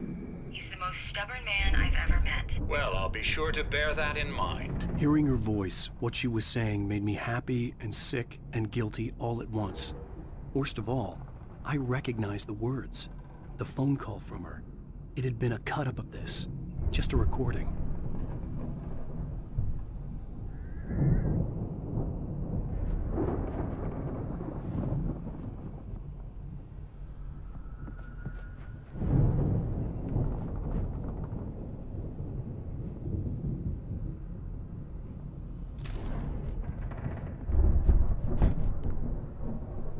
The photo on the wall caught my attention. In it, the clinic staff was standing outside the lodge. I knew the man next to Hartman. He was the kidnapper. Hartman had been playing me all along. Let me out of here! Hartman, do you hear me? I'm gonna sue your crazy quack ass to shreds! Seriously! Do you have any idea how much trouble you're in? Barry? Ow! About time! Barry, man, am I glad to see you. We need to get to Hartman's office. It's right next door. You okay? Yeah. I mean, no! The cops found me at Rose's trailer, but they didn't hassle me too much. I'm obviously a victim in this, and I demanded to be treated as such. Or else I'd sue their asses. Speaking of asses, that Fed gave me a real hard time, but I had no clue where you were. That guy's crazy, Al. But he let me go, and then I get a call from Hartman, that son of a bitch, who tells me you're here, and I should come pick you up, but when I got here, 2 goons clobbered me and stuck me in there. What's with the cutout? I stole it from the diner to piss off Rose after what she did to us. That'll teach her. Yeah, that's a harsh punishment. Come on, pal, we gotta get going.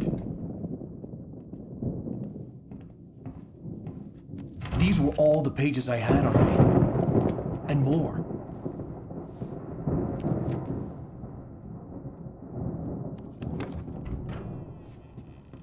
Alan, please. You're sliding back into the... Tell me one more lie and I'll shoot you in the face. Ah, well, it was worth a shot. Really, Wake, come on.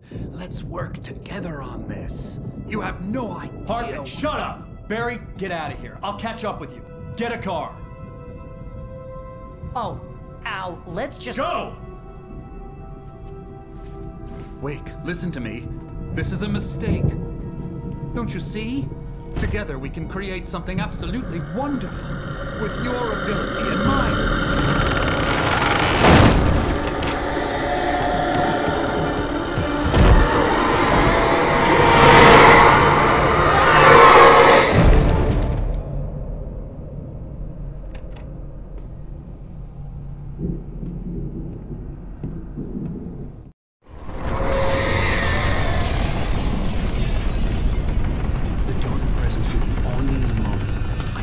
find a way out.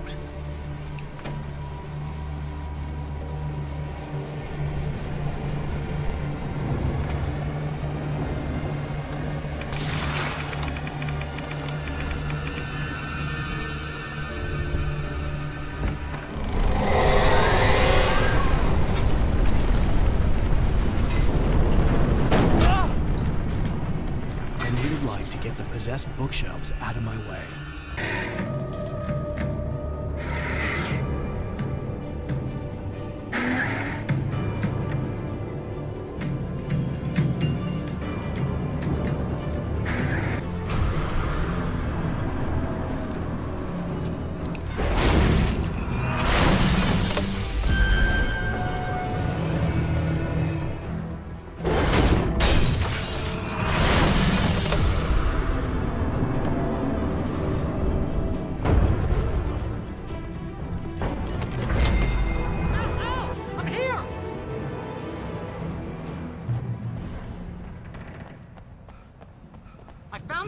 But the gate's locked. You're gonna have to go through the hedge maze over there.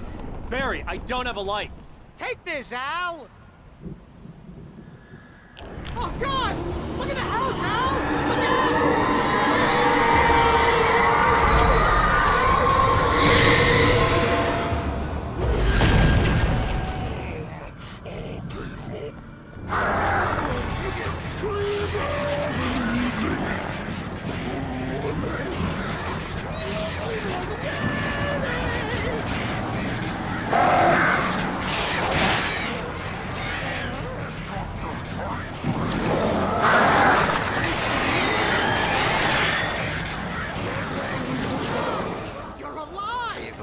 Let's get out of here. Can you open this gate?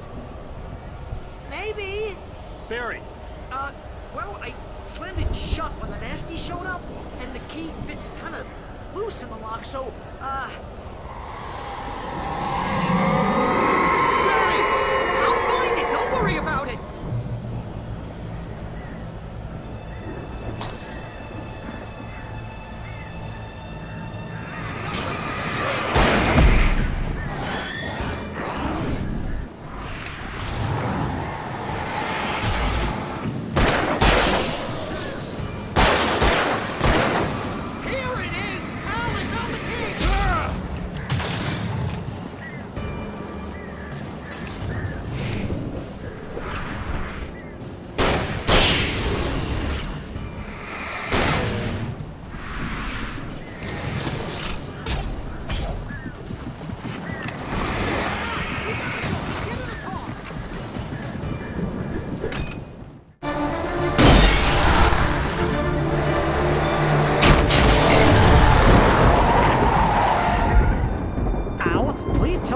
For the nearest, "You're now leaving Bright Falls. Come back soon" sign. We're going to the Anderson farm. I knew you were gonna say something like that. You know what? You owe me big time for this. When this is through, if we make it, I don't care what anybody says, I'm done with darkness. You're gonna buy me a tanning bed as a gift, and I'm gonna live in it.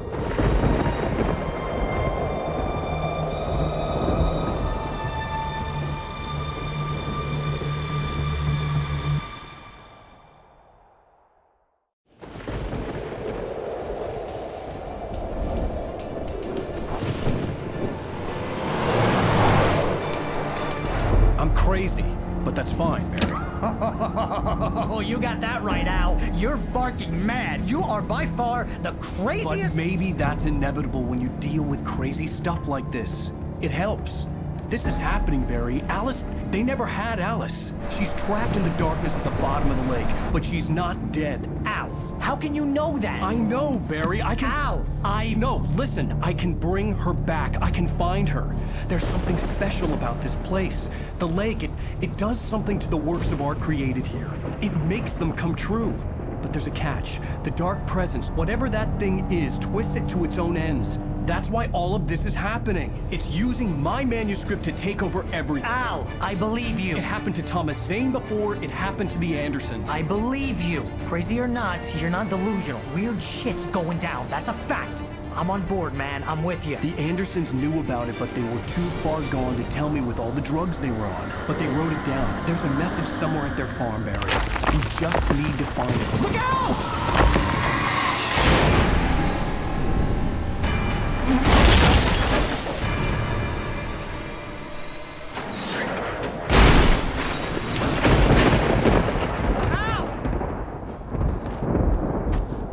God damn it, Al, talk to me!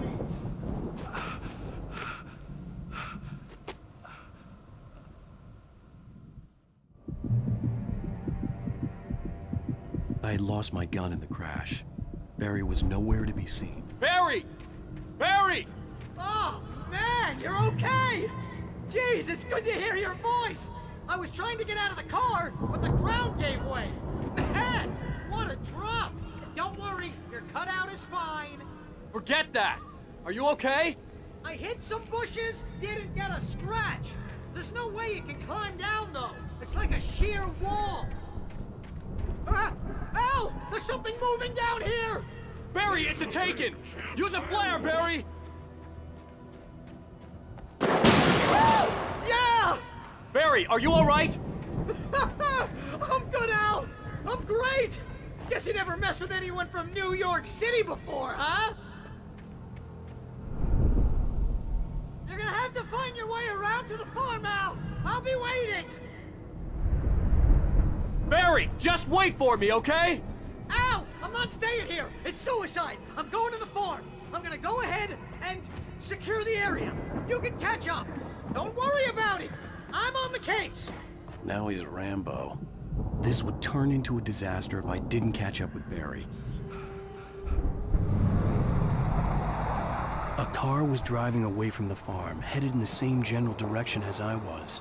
For all I knew, it was Barry, caught in the consequences of leaping before looking. The car was heading for the cabin up ahead. It wasn't far. If it was Barry, I would see the damage soon.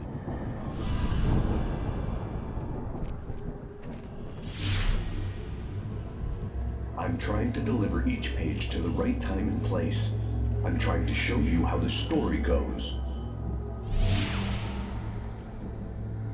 I had seen glimpses of the light before. I had seen it in my dream. It was a strange spaceman or a diver in a bulky suit. He was the one who'd been placing the pages on my path. Hello? Anybody here? Barry! No! Danny, you're not! Please! What are you? No! Don't! I'm sorry! I know you. You were in jail the other day. I went to the farm again for the moonshine, you know? It makes you see.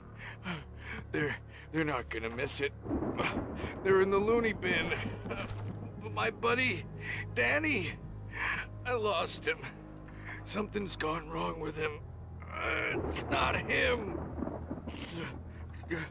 Like a real bad follow-up to a real good movie where the best friend's suddenly the bad guy who wrote this crap anyway.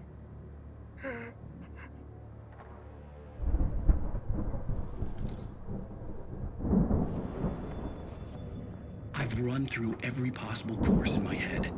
If I continue like the Dark Presence wants me to, the story I'm writing won't save Alice. It's a horror story, and it's going to kill her, and me, and everybody in this town. No one will survive. Darkness will consume everything. This is what it's wanted all along. It will be free, unstoppable. It used Alice to get to me, dangled her in front of me to keep me going. It was never going to release her. I'm going to change this. I'll escape. I've written myself into the story. I'm now the protagonist. This feels like a terrible risk, but it's the only way to save Alice. I'll be bound by the events of the story just as much as anyone else who's been woven into it. The story must stay true for this to work. There have to be victims along the way, near escapes, cliffhangers. In a horror story, it can't be certain that the hero will succeed or even survive. He almost has to die. I'll write my own escape into the story next. I need help. Zane's going to be the one who will help me. I'll make it happen.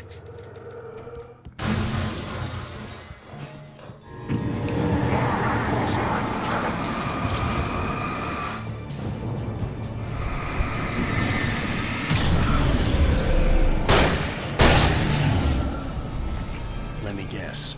Danny, huh? If Barry wasn't up here, he was probably in trouble down at the farm. For a moment, I felt bad for doubting him. After all, I'd made it this far myself.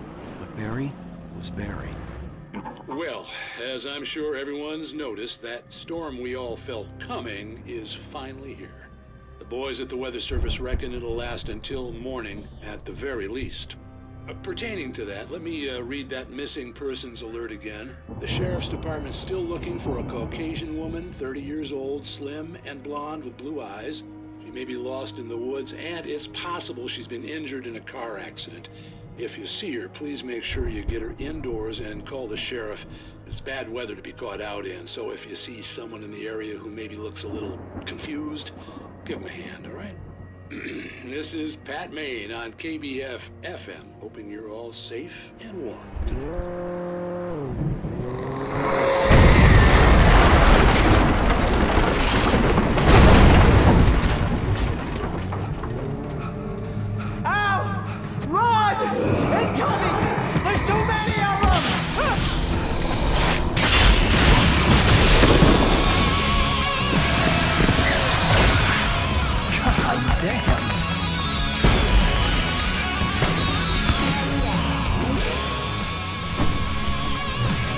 Glad you decided to go it alone, Mr. Bronson.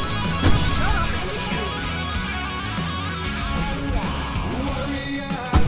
Ow!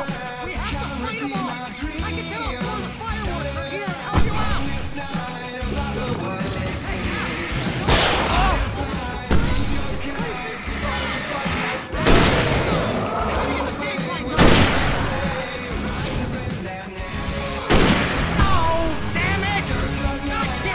Century wiring!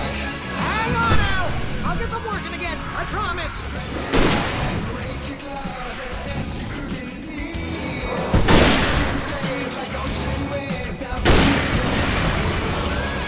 Al, please don't let me die! I'll go with my fire. This is pretty much how I always wanted to go out.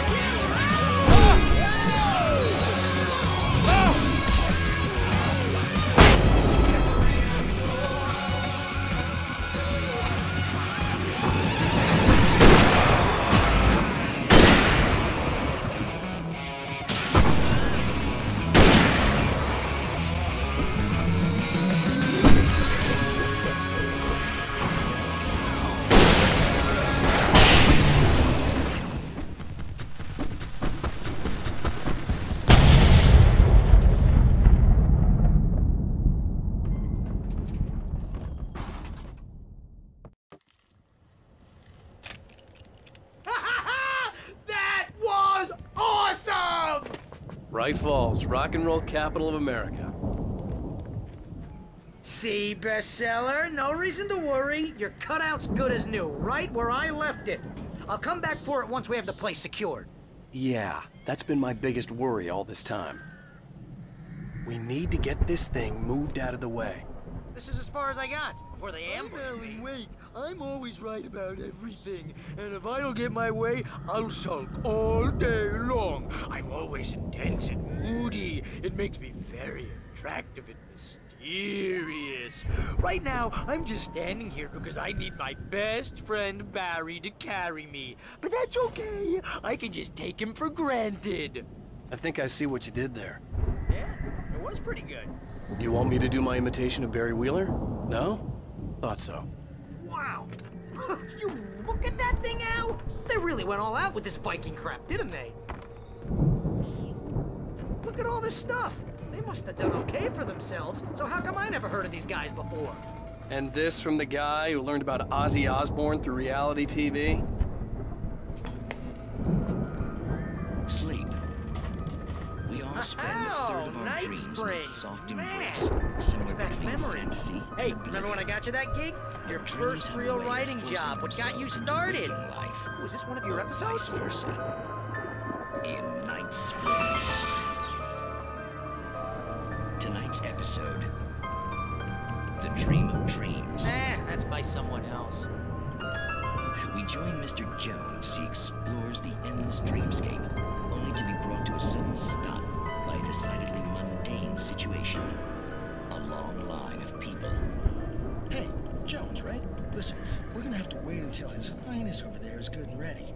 Oh, wow. Who's that? You don't know him? What are you, new? He's the guy dreaming us. Well, not just us. He dreams everything. All of this. But wait, no. I'm the one who's dreaming. I'm asleep. Isn't this my dream? Oh, yeah. Sure. Get real, pal. You're just another dream. I'm a dream. You're a dream. The weirdo in the diving suit is a dream. And the girl made of smiles and sunshine is definitely a dream. But I'm pretty sure I'm dreaming this. Well, maybe you're a really confused dream. What am I, a shrink? All I know is I'm going with the smart guys, and they say that's the guy doing the dreaming. Right there. I don't know what that means. It means we keep him happy. No sudden falls. We make sure he has his clothes on when he goes out in public. No chases where the monster is nipping at his heels and he runs like crazy, but his legs don't seem to get him anywhere. None of that. Because if he wakes up in a cold sweat... Yeah, precisely. So we wait till he wants to move on.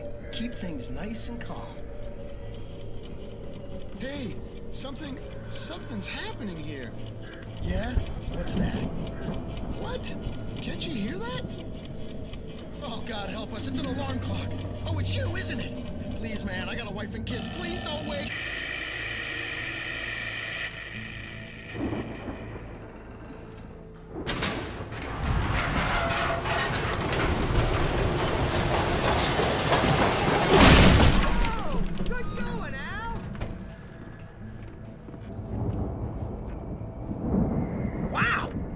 Geezers had quite a production going on. Ooh, you know what, Al? If we make it through this alive, I'm gonna start representing them. Yep, sell this stuff online, maybe get a reality show going, release a new single. Good luck with that, pal. Hey, you find us a way out of here, okay? I'm gonna take a closer look at this As stuff. you regular listeners know, I tend to work through the night, but I'm not the only one. Deputies Mulligan and Thornton are taking a couple of moments off their busy schedule to join me here in the studio. Boys, how busy are you now? Deerfest is almost here, isn't it? I bet that keeps you in business. Pretty busy, yeah. Actually, Pat, we've been real busy with other stuff, which concerns an ongoing investigation. We can't talk about that, Thornton. I wasn't gonna say anything. I was just saying we got, you know, other irons to fry. And how would you compare your workload to last year's? Things have seemed relatively peaceful to me, but people do tend to get a little wild this time of year. Oh, it's wild, Pat. It's pretty wild. There's been all sorts of trouble this year. Vandalism, fighting, public disturbances. A lot of people gone missing, too. Yeah, it's pretty much the usual stuff, Pat. Just, you know, a lot more of it. Now, is it just me, or does Deerfest get wilder every year? People seem to be more drunk, at least, or they start earlier and younger. Oh, it's definitely not just you, Pat, but... Definitely, Pat. Hey, I'm talking here, Thornton. Oh, shoot, I lost my train of thought.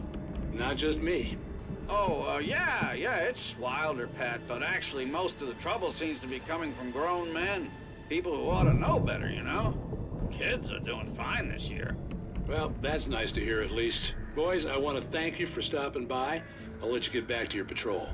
Sure thing, Pat. Yeah, sure thing. I could see the building that had to be the Andersons' home on the other side of the field. It wasn't far now. I wasn't worried about trusting the ramblings of two burned-out geriatric wrecks. They had the goods. You've got to be kidding me.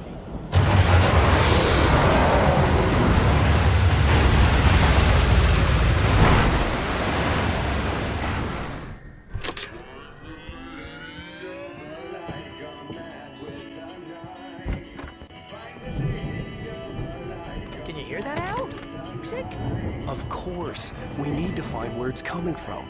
That's the message the Andersons talked about. That's the whole reason we're here. Lady of the Light? Oh, that's gotta be... What's-her-face? The crazy lamp lady from the town. Cynthia Weaver. Right. Must be.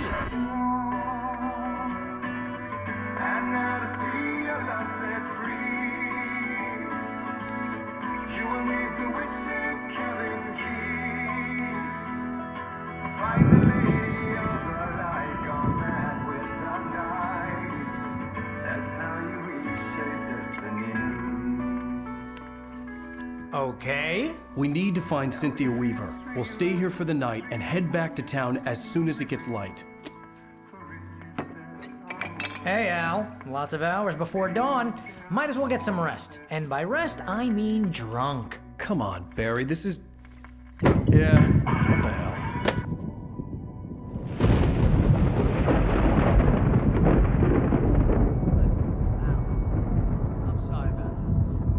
Seriously, because I know we don't get along, but we're gonna find her, right?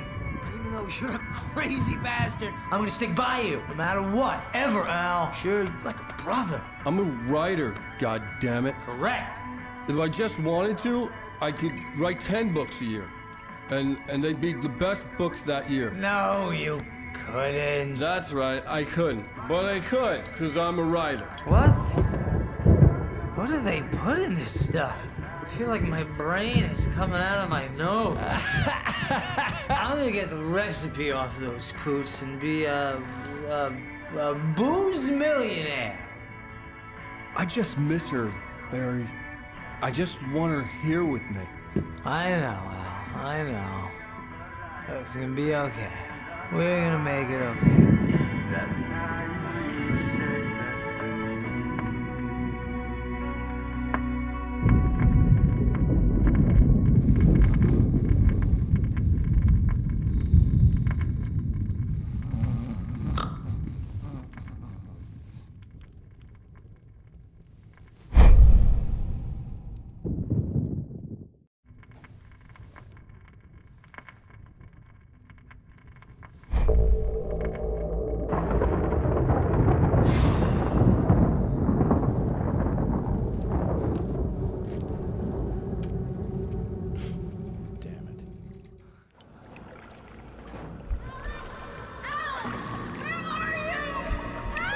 Alice, I'm coming. It's all right. I'm coming. It was a crazy drunken dream, and yet it was more than that. It was the truth, a suppressed memory unearthed by the Andersons' moonshine. I was there, an out-of-body observer. This was the night Alice and I had arrived at Bright Falls, the night Alice had disappeared. I had a chance to find out what had happened. I remembered being surprised to see the cabin dark. Alice would have never turned the lights off. Alice? Alice! I remembered thinking I caught a glimpse of her form underwater, sinking into the darkness. Diving after her was the last vague memory I had of that night. After that, the next thing I could remember was waking up behind the wheel of the crashed car and finding the first pages of the manuscript.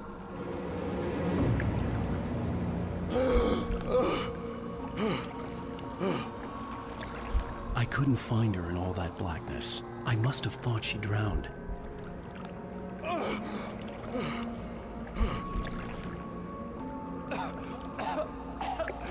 Alice! Jagger had Alice, and so she had me. Alice!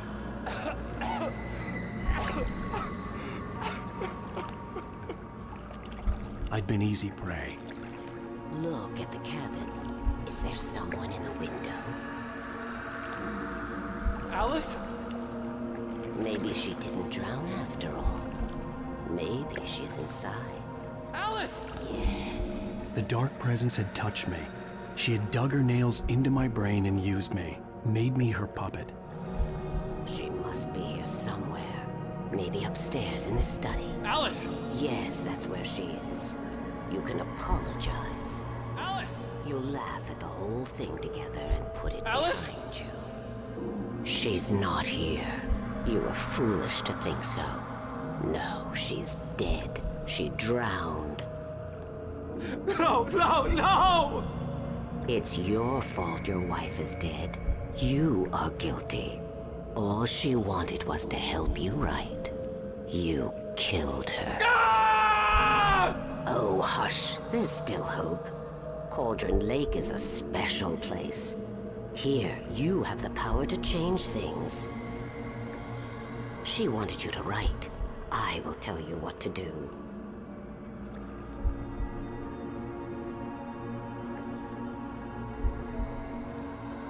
You can write her back.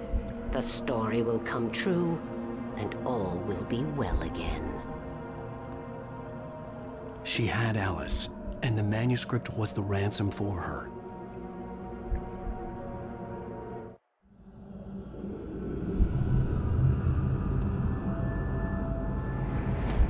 Yes. All right. I'll fix it. I'll bring her back.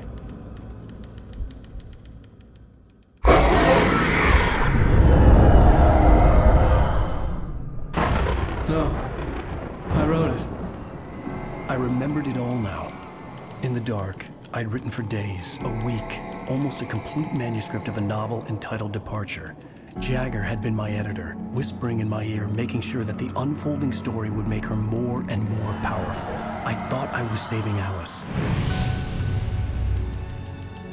Even with the cobweb she put in my head, some part of me had been aware enough to write my escape into the story, to bring a light into the cabin to release me before I could finish, to interrupt the horror story before the ending, where darkness consumed everything and everyone.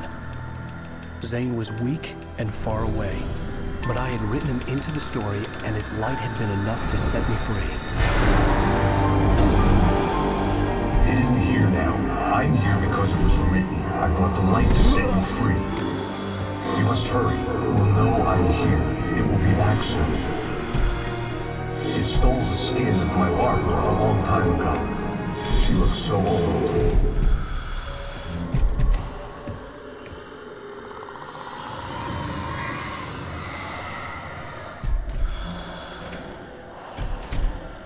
I had woken up, confused and groggy, my mind consumed by darkness and fear. All I could do was to escape.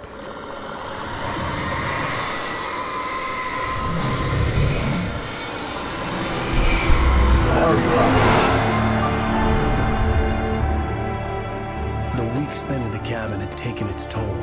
I was barely conscious and fading fast. It had to have cost Zane terribly, thrown him even deeper into whatever dark place he now haunted. But he had managed to weaken the dark presence, kept me safe that night.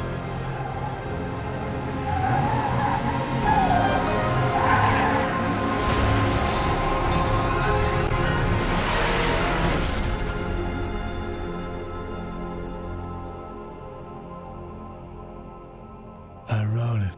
It's my fault. That's right, James Joyce. It's your fault, and you're gonna pay for it. Well, we're expecting a record crowd from the neighboring counties. Naturally, we hope to break the record set by last year's Moose Fest in our neighboring town, Watery.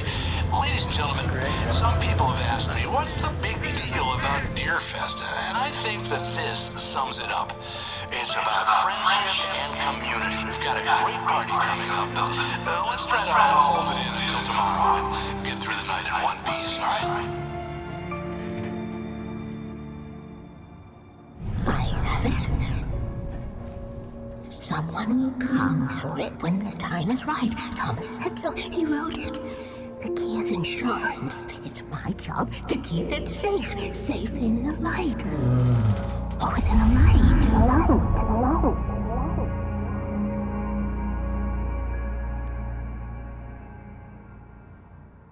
All the manuscript pages were gone. The FBI agent had taken them. I think my tongue just took a crap in my mouth. Ugh. Oh, wait, we're in jail now? Oh, Al, this is not good. That about sums it up.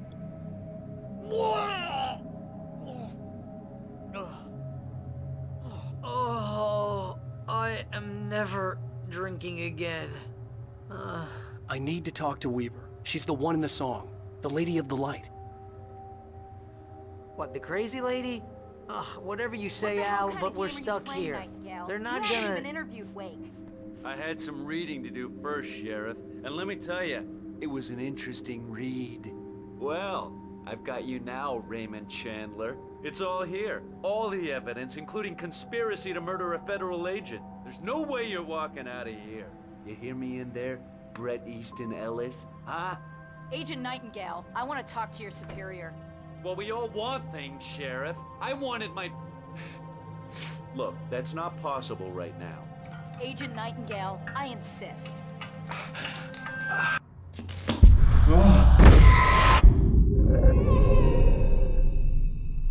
Wake, what's wrong? Lady, are you stupid? It's a trick. It's an obvious trick. Okay, I've had enough of this crap. Wake, I'm gonna trust you with this. You're joking. Agent Nightingale, your opinion would matter more if you were sober and if I actually believed you were here on official business.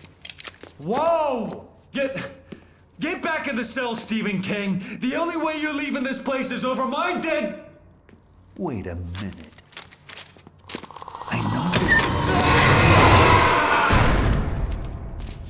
Oh my God! Light. We need light. It's the only way to fight this thing. In my office. I've got your things there. Follow me. Oh man, we're sitting ducks with the lights out. Stay cool. I can get the emergency power on. Here are your things. Wake, what do I need to know? What do you need from me? They can be hurt in the light, only in the light. And I need to find Cynthia Weaver. She can help me stop this. Light. Check. Cynthia. She lives in the old decommissioned power plant. I can get you there pretty quickly in the rescue chopper.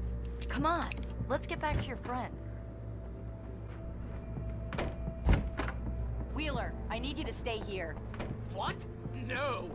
We're going to fetch our ride, but I have friends who need to be warned about this, and I can't be in 2 places at once. I need your help. Well, okay. Here's a list of people and phone numbers. I need you to call them and tell them you have a message from me. Night Springs, okay? They'll know what to do. Night Springs? Like the TV show? Gotcha. Oh, hey, that radio guy is on the list, Maine. Who's Frank Breaker? He related to you? My dad. Hey, is this like a secret society? Can you do this? You'll be safe here. The backup power's on. These guys need to be alerted, just in case we don't come back. You'll come back for me though, right? As soon as we get the chopper ready. Thanks, Wheeler. I owe you one. Okay, let's go, Wake. Through the back. My hangover wants a pizza. You think there's any way I could order one, Al? Oh, hell. Whatever took Nightingale must have broken the gate controls. We can't reach the gate's control box from here. We need to get to the other side over the rooftop. I'll go. I'll open the gate for you once I'm across. You stay here in the light and cover me, Sheriff, okay? Hey, Sheriff! Your password. Night Springs? What's that all about? It's a stupid joke we have. That Bright Falls is the original inspiration for the TV show. This town can get weird at times. Never this weird, though. Hey, wait! The gate, remember? You have to open it for me! I couldn't leave without the sheriff. She was my ticket to Weaver. What am I, an electrician? Hold on!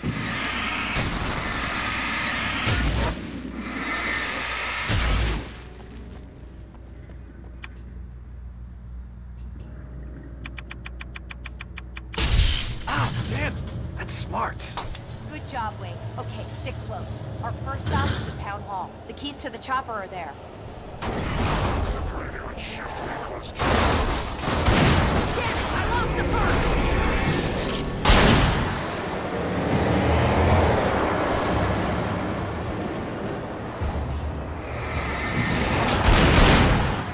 I'm gonna want explanations, you know. For example, what the hell happened to Rose? She's seriously messed up now. The same thing I think happened to me after I arrived. During this week, you can't remember? Oh, I remember now. Okay, someone's messed with the fuse box here, but you should be able to jury-rig it while I find the keys. I already got electrocuted once today. How about I look for the keys and you get burned for a change? Fine. They should be in the clerk's office on the other side of the building, near the main entrance. Gotcha.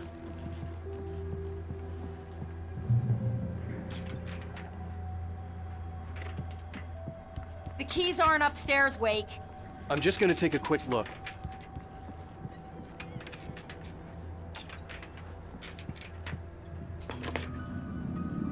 Freedom. A fusion of vigilance, conscience, and uncompromising clarity of vision. A need so fundamental, it permeates our very being. And yet, a man may be brought to his knees in a single heartbeat. In Night Springs. Tonight's episode, taken in his prime. For young Manny, the night hasn't been kind. He's a marked man, selected for a lifetime of servitude after answering field surgery is required. Well, well, look what I found. Please, no! Yeah, I think you're just about ready for it. Best if you don't resist this, kid. We gotta beat it out of you. What? I don't understand. What did I do? I just wanted to get a job in the service industry. Well, you're gonna serve all right. No! Please! There it is. It's coming out now. Right between the self-esteem and the childhood traumas. What are you doing to me? It's Spider-Man. There, I got it. Believe me, kid, this free will thing is more trouble than it's worth.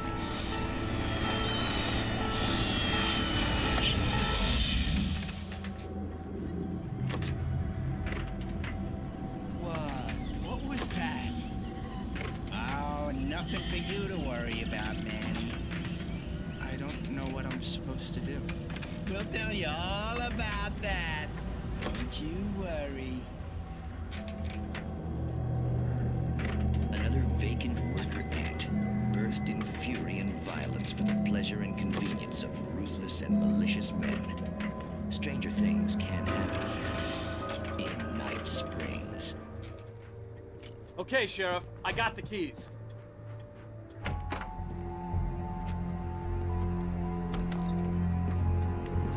Barry? Why isn't he inside? Oh God! Oh God!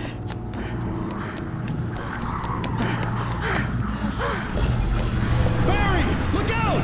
Barry, move!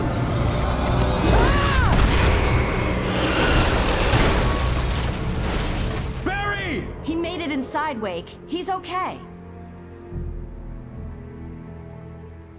The storefront's blocked. Come on, Wake, let's go around. We can meet him in the back. We can make it through the bookstore. Wheeler should be waiting for us in the backyard. Down or I'll call the sheriff. Oh, hi, Doc. I've got it. Don't worry about it. Sarah, about time somebody showed up. All this shooting in the air is idiotic. One of these days they'll kill somebody. And over Deerfest. I know. Go back to bed. He's got a point, Wake. Look, this town can't take this. It's me they want. The sooner I get out of here, the sooner you can all get back to life as usual. I hope you're right. Come on, let me get this door open. Wait, you got the keys to the bookstore? Perks of being the sheriff. A girl needs to get around. They're really taking advantage of your presence here, Wake. I heard they're selling a lot of your Alex Casey books. Right now, I'm not a big fan of my own writing. I don't see Barry. Look, Wake, maybe that's him. That's the way to the chopper. I'm gonna give Pastor Howard a piece of my mind about this lock. I told him to get it fixed. Here they come. Labor. Let's take a break.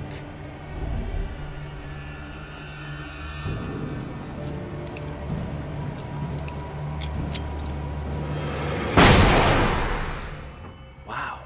We keep them lit all night long on the night before Deerfest. Why? Well, it's tradition.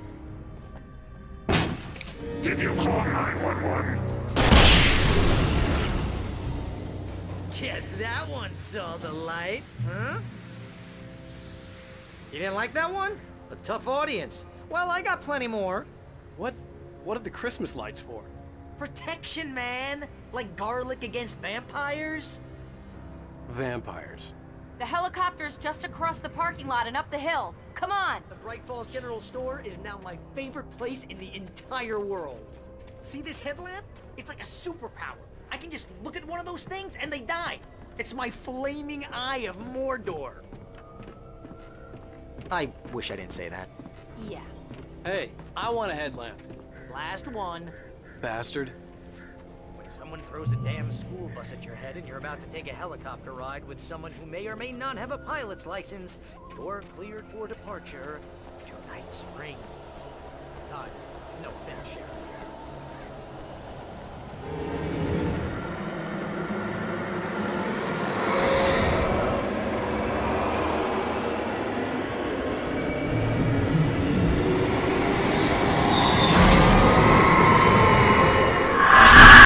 You will never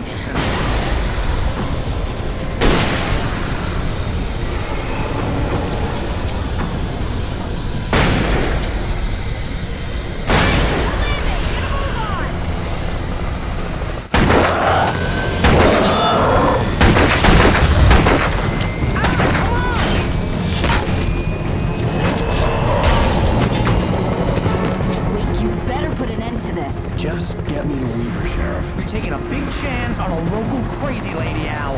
I hope you're right about her, or we can kiss this town goodbye.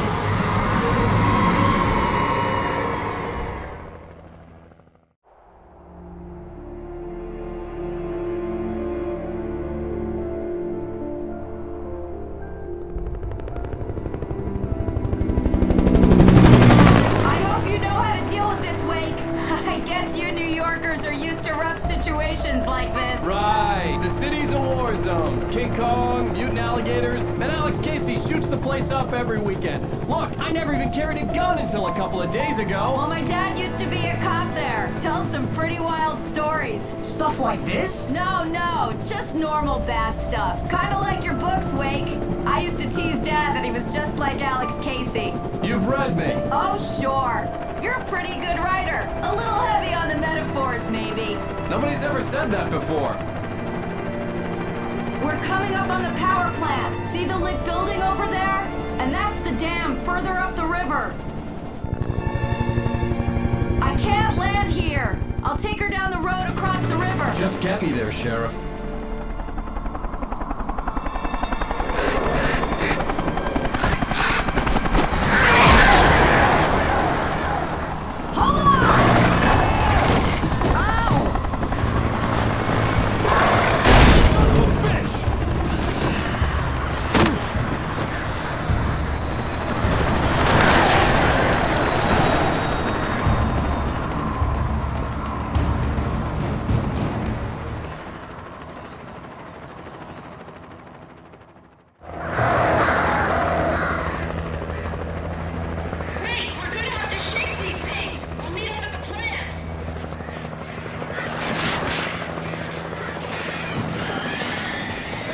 Song from a band that they always remind me of our local rock legends, the old gods.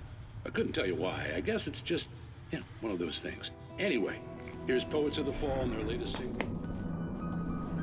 Are we men dreaming of being butterflies, or butterflies that dream of being men? Such philosophical concerns are by necessity abstract. And yet, some of us can find concrete proof of the nature of our existence in Night Springs. Tonight's episode, an absence of creativity. Hello, Martha. What did you want to show me? Oh, Lydia, thank God you're here. Please, it's in the basement.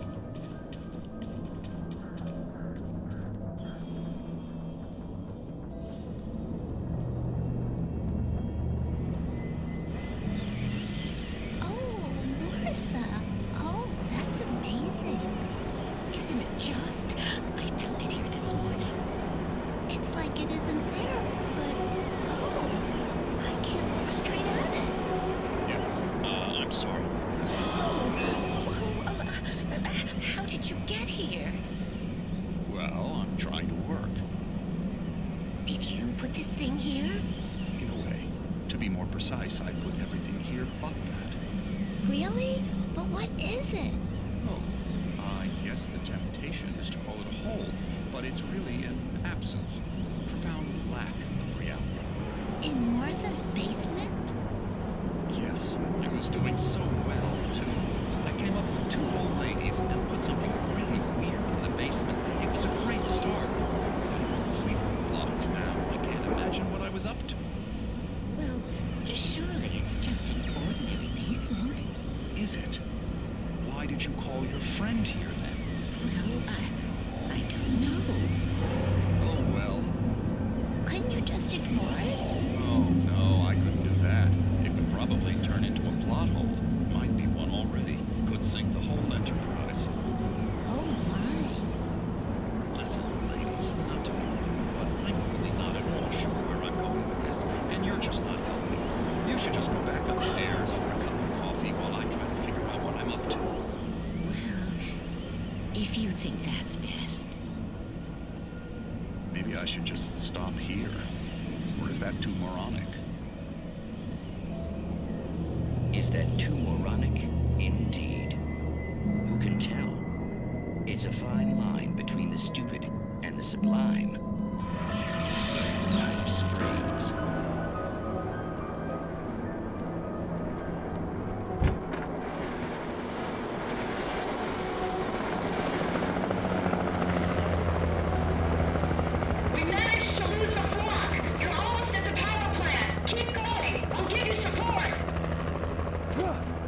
recognized the logo on the power plant sign. I'd seen a version of it painted all over the area, signifying hidden caches of supplies. Hold it right there! Miss Weaver! Cynthia! I'm a friend! Prove it! You knew Zane! Thomas Zane! You're the Lady of the Light in the song! You can help me! About time! Young man, I've been waiting a very long time for you. It's in the well-lit room. Excuse me? What you need to drive the darkness back. The well-lit room is at the dam. I built the room to keep it safe. Will it help me find Alice? Will it get me back to the cabin? Fine, let's go. I can get my friends to come back with the helicopter. Oh, we won't go outside. Never at night. That's rule number 1. You've been breaking the rules, young man, and where has that gotten us, No, I have a secret route, a lit route, an old water pipe. Something was damaged at the transformer yard. It's draining all the reserve power. Without it, the pipe will go dark. The power to the yard must be cut. Let me guess. You want me to do? Who designs these things? We need to go. I knew them both, Tom and Barbara. I had such a crush on him. Such a beautiful man. I was jealous. There was a part of me that was maybe a little glad when she had the accident. And then Tom started writing and woke the darkness up. He tried to bring her back, but you can't do that. There are no free rides like that. I'm starting to realize that. In that case, young man, perhaps you're a smarter man than Tom was. The witch looked like her, but it wasn't. Barbara was sweet. He didn't understand until it was too late. He tried to undo it, wrote himself, her, everything he'd ever written out of the world. Oh, he was so famous. And afterward, no one knew. Oh, Tom. He left only one thing behind in my game, in case it happened again. Insurance. He trusted me. Or perhaps used me a little. Tom knew how I felt. Knew I wouldn't refuse him. I built the well-lit room and put it there. It's been waiting for you. We are characters trapped in a story you have written, and none of us will survive to see the end of it if the darkness isn't stopped. She'll twist the story to her own dark ends. How do you know all this? Tom, that's the way he wrote it. He still talks to me, you know, in television, from beyond, from below. We have both been touched by the darkness, young man. He saved us both with light. The darkness stays with you. Leaves a stain.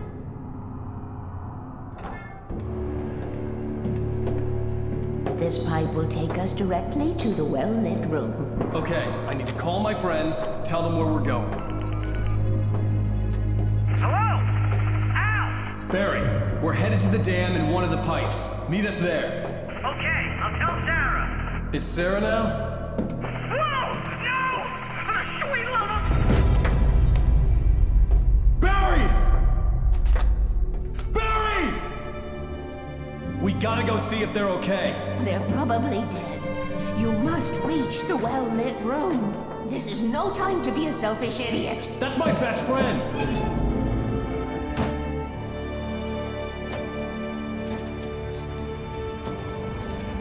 Well, be a fool. I'll use the pipe. I'll meet you at the dam if you make it.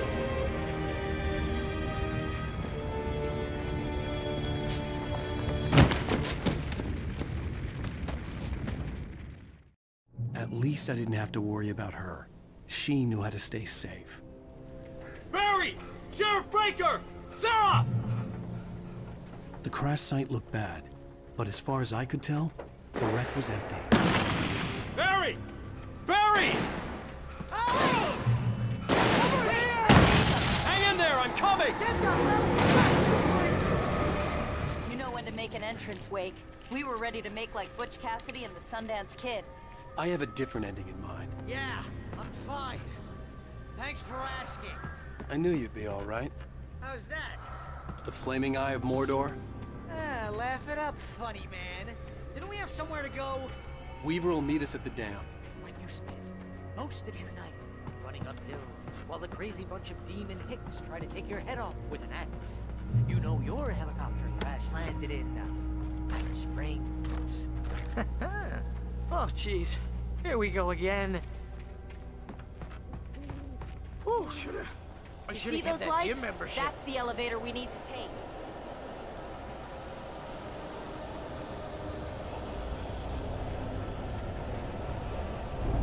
You can't beat something moving out there. What the hell is that thing? It's everywhere! Hey, ow, I got a bad feeling. Let's keep our eyes open.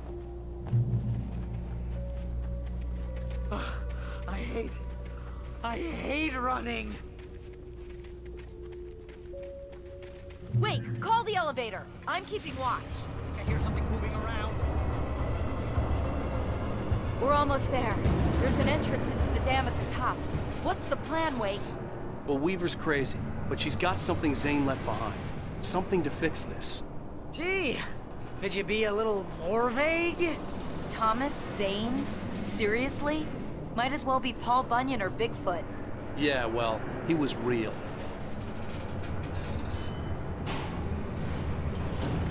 I think something's broken. Hold the button down so we can get in.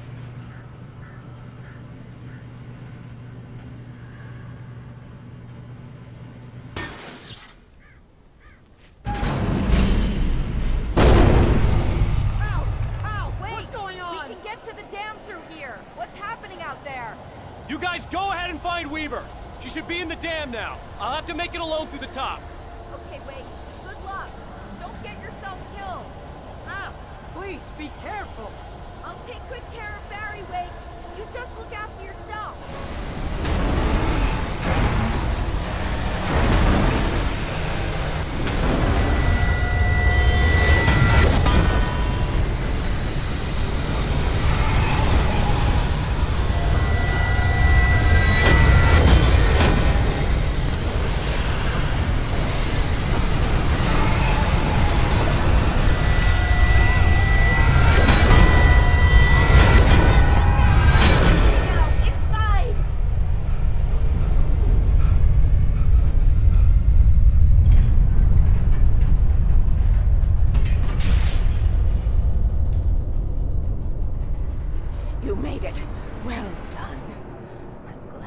Wrong, but it was a foolish chance to take. Don't worry about the noise. We're safe here.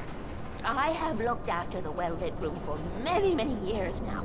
There is no shadow in the well-lit room. The power is fail-safe, and all the bulbs are numbered and changed regularly based on their make and model. Right. There's an old army base at Raincoat Point, north of here. It was active during the Second World War. They operated here back then. They must have built this. Yes, they did. It's my place. Take it, and I won't need to worry about the room anymore, because 6 and 33 and 118 need changing soon, and I don't want to climb up the ladder to change them because it's very late, and I'm tired. And if you take it, I won't have to do that anymore. The page was autobiographical, a memory from my childhood. But I didn't write this. It was a page written by Thomas Zane. None of them were supposed to exist anymore. Alan, 7 years old, would fight sleep to the bitter end. When he did sleep, he soon woke up, screaming, the nightmares fresh in his mind. One evening, his mother, sitting by his bed, offered him an old light switch. She called it the clicker, and flicking the switch would turn on a magical light that would drive the beast away. To imbue the talisman with all possible power, she added that it had been given to her by Alan's father. Alan never knew him, and anything of his took on mythical proportions in his mind. With the clicker firmly in his hand, Alan finally slept like a baby. Now, almost 30 years later, Alan thought of this as he stood on the rim of Cauldron Lake, the clicker in his hand. He took a deep breath and jumped. My mind swirled. I'd given the clicker to Alice, yet it was here. Zane had written it into existence, in a story I had written. I can get to her now. I can finish this. No!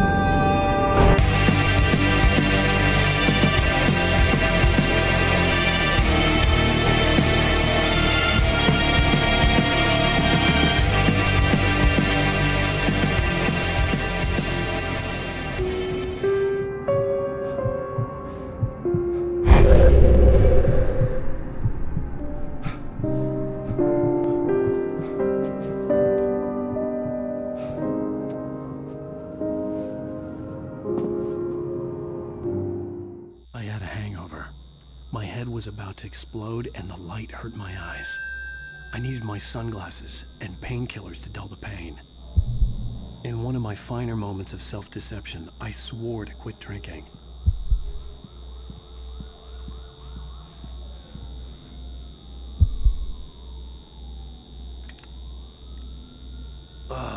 The sunglasses made the world look bearable. Now I could keep my eyes open without feeling like a vampire in the sun. Pills worked fast. The prospect of being awake started to seem bearable again.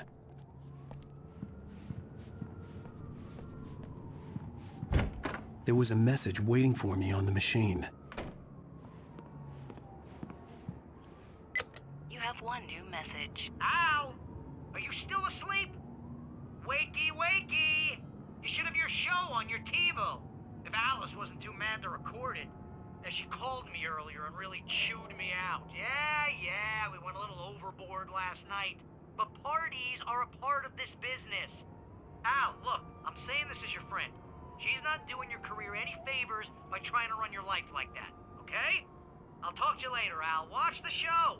I'd been a guest on the talk show the previous night, talking about my latest book.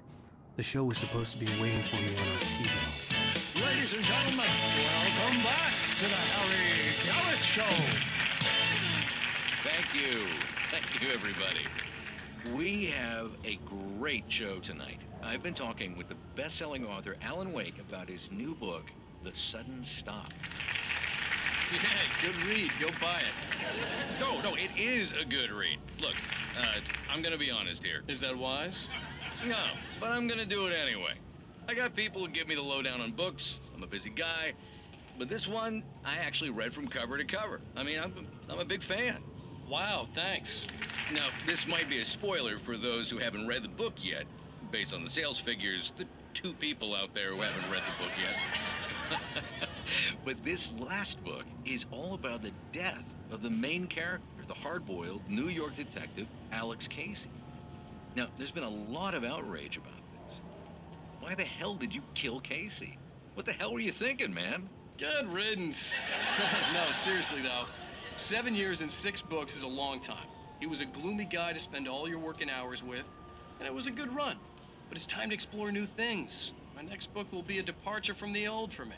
You selfish bastard, always thinking of yourself. Well, you've certainly given us a lot of entertainment over the years. And now that you mention it, Casey was a gloomy guy. Never had much luck with his love life with the ladies. Was that autobiographical in any way? Yeah, no kidding. Casey's lady friends tended to die on him. With Casey, it was all about his pain. No, nothing autobiographical about that. I'm a happily married man. My wife is my muse. Well, congratulations. That's great to hear. So, how's the publicity tour been treating you? Good. Great. But I gotta say, I'm glad to be back home in New York. Well, you've certainly been on the news a lot lately. Lots of parties and, you got into a fight with some paparazzi. Oh, man. Well, that guy was really in my face. I lost my temper. I know that wasn't cool. You are famous for that temper. Well, I did also write several books. Well, your latest novel is called The Sudden Stop, and it's in bookstores now. Go get it. That means the 2 of you out there who haven't bought it yet. Ladies and gentlemen, that's all we have for you tonight. I want to thank all our guests for the evening. Alan Wake, Sam Lake. Once more, do the face for us, Sam. There we go. And our musical guests, Poets of the Fall. Thank you. At least I'd been funny. I told myself I could live with that. Hey, honey. Did you watch the show? I didn't say anything stupid if that's what you want to know. Okay, Grumpy. You want an aspirin or something? Are you going to start with me about drinking now? You know what? I should have followed her advice, but suddenly I was angry. What? Now you can't even talk to me? Well, this morning I was angry because you said you'd be home at midnight and you showed up at 7 a.m. and passed out in mid-sentence. Now I'm over it. Are you angry? This goddamn tour. It's gotten out of hand. Oh, honey. It's almost over, right? We can get back to normal. Then you can start writing again. I'm sorry, honey. Alan, you're not thinking straight. Just take a shower and go back to bed, huh? Yeah, You're right, honey. I'm sorry. Once this is over, let's go away together. A vacation. Just you and me. Some peace and quiet.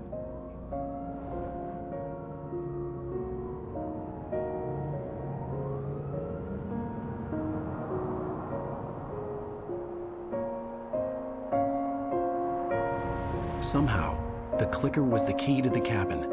I had to return to Cauldron Lake to save Alice.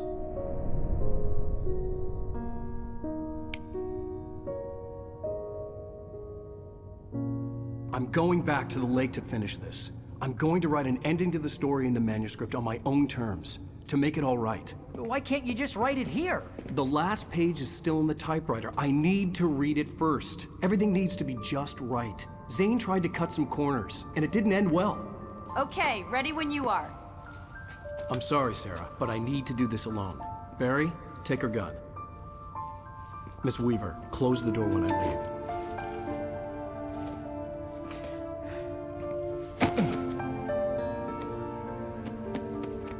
Good luck, Al. See you later.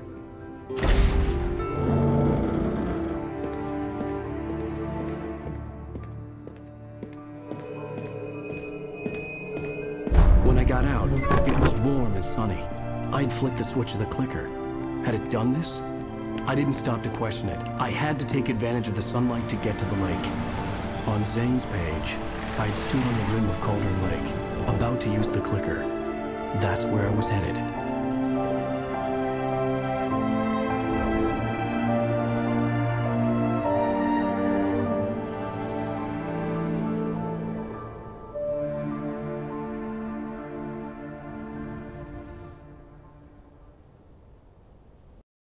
Alone, in daylight, surrounded by the beauty of the Pacific Northwest landscape.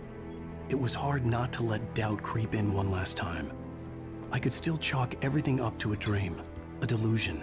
I had enough imagination to make up something like this, having been in the cabin all this time, trapped in a story inside my head, gone mad from grief over Alice's death like Hartman had claimed.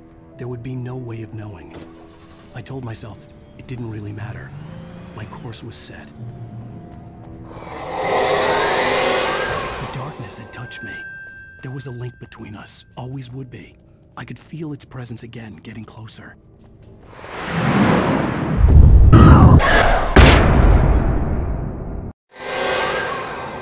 I will kill your wife.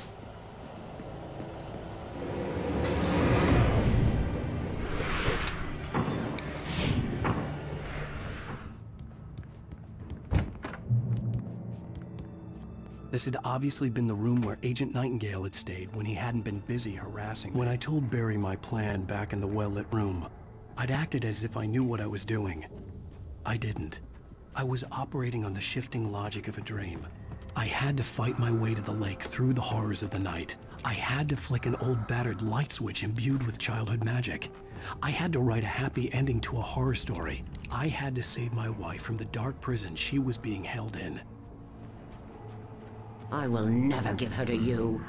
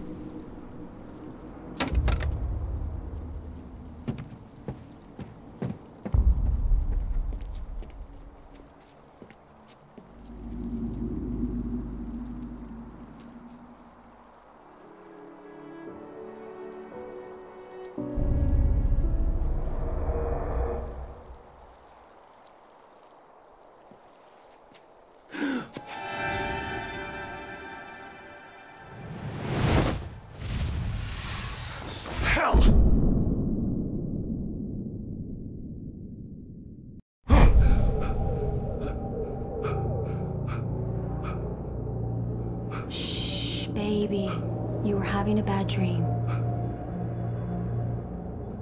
It was just another nightmare. No. Everything's fine. You're home. It wasn't a dream. Everything's fine. Turn the lights on. Turn the lights on! Shh, baby. The power's out. There's no light. Come back to bed and I'll make you forget all about your fear of the dark. My fear? It's your fear. Why aren't you afraid? You're not Alice. Turn the lights on now. Where's the clicker? What did you do with it? Alan, you're scaring me now. Come back to bed. Have you taken your pills? Do you want me to call Dr. Hartman? I read your manuscript. It's brilliant. Departure is your best work yet. You're a genius. I'm so proud of you. Come back to bed. We'll talk more about it in the morning.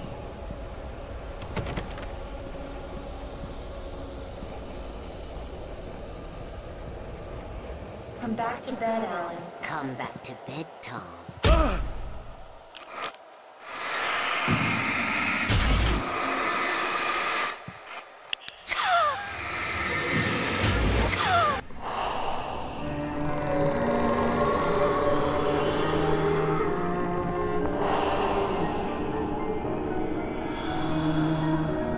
You must find your way to the cabin.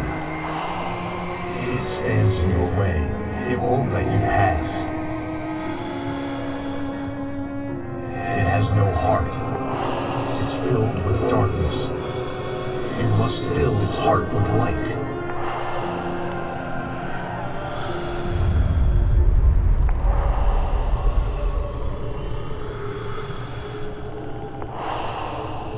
Don't mind him. He's Mr. Scott. Your friends will meet him when you're gone.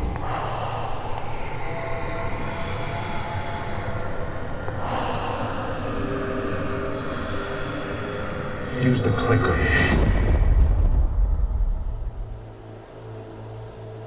I'm leaving you. What?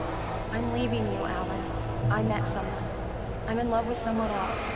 Alice? No, what are you saying? You can't. You don't love me. How could you? You don't even love yourself. All you do is torture yourself with work you can't do anymore. No, I love you more than anything in the world. You're my muse. I'm not. Who are you? What have you done with my Alice? Alan? What are you doing? Put the light back on! What are you doing, Alan? Stop! Put the light back on! It wasn't true. Nothing like that had ever happened.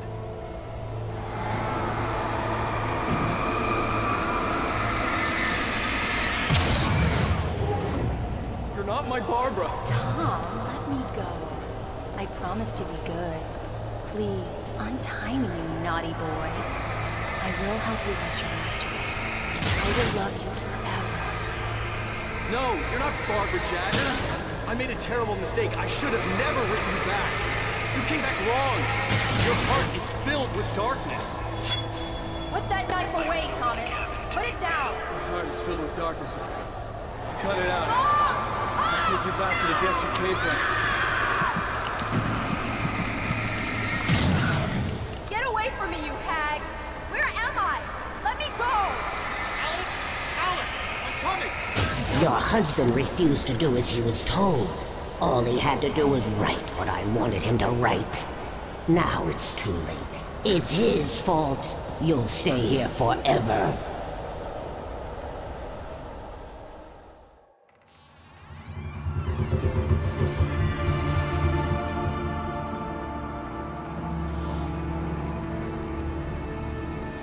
Now you will never get her back.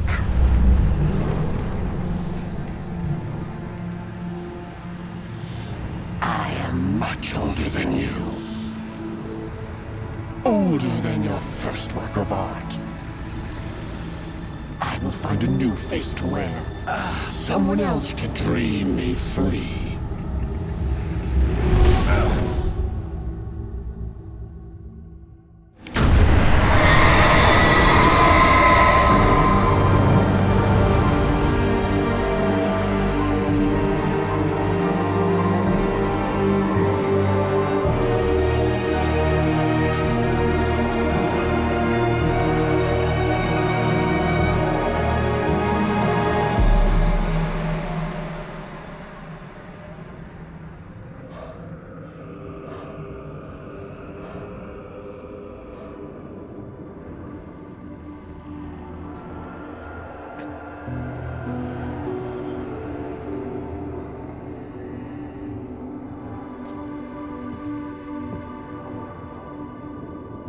I could feel Alice's presence close by.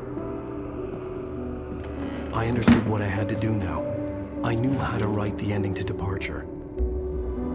There's light and there's darkness. Cause and effect. There's guilt and there's atonement.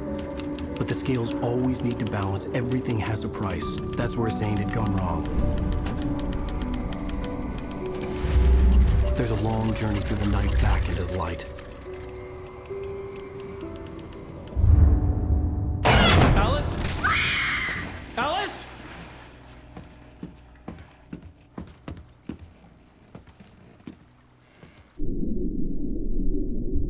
Oh no!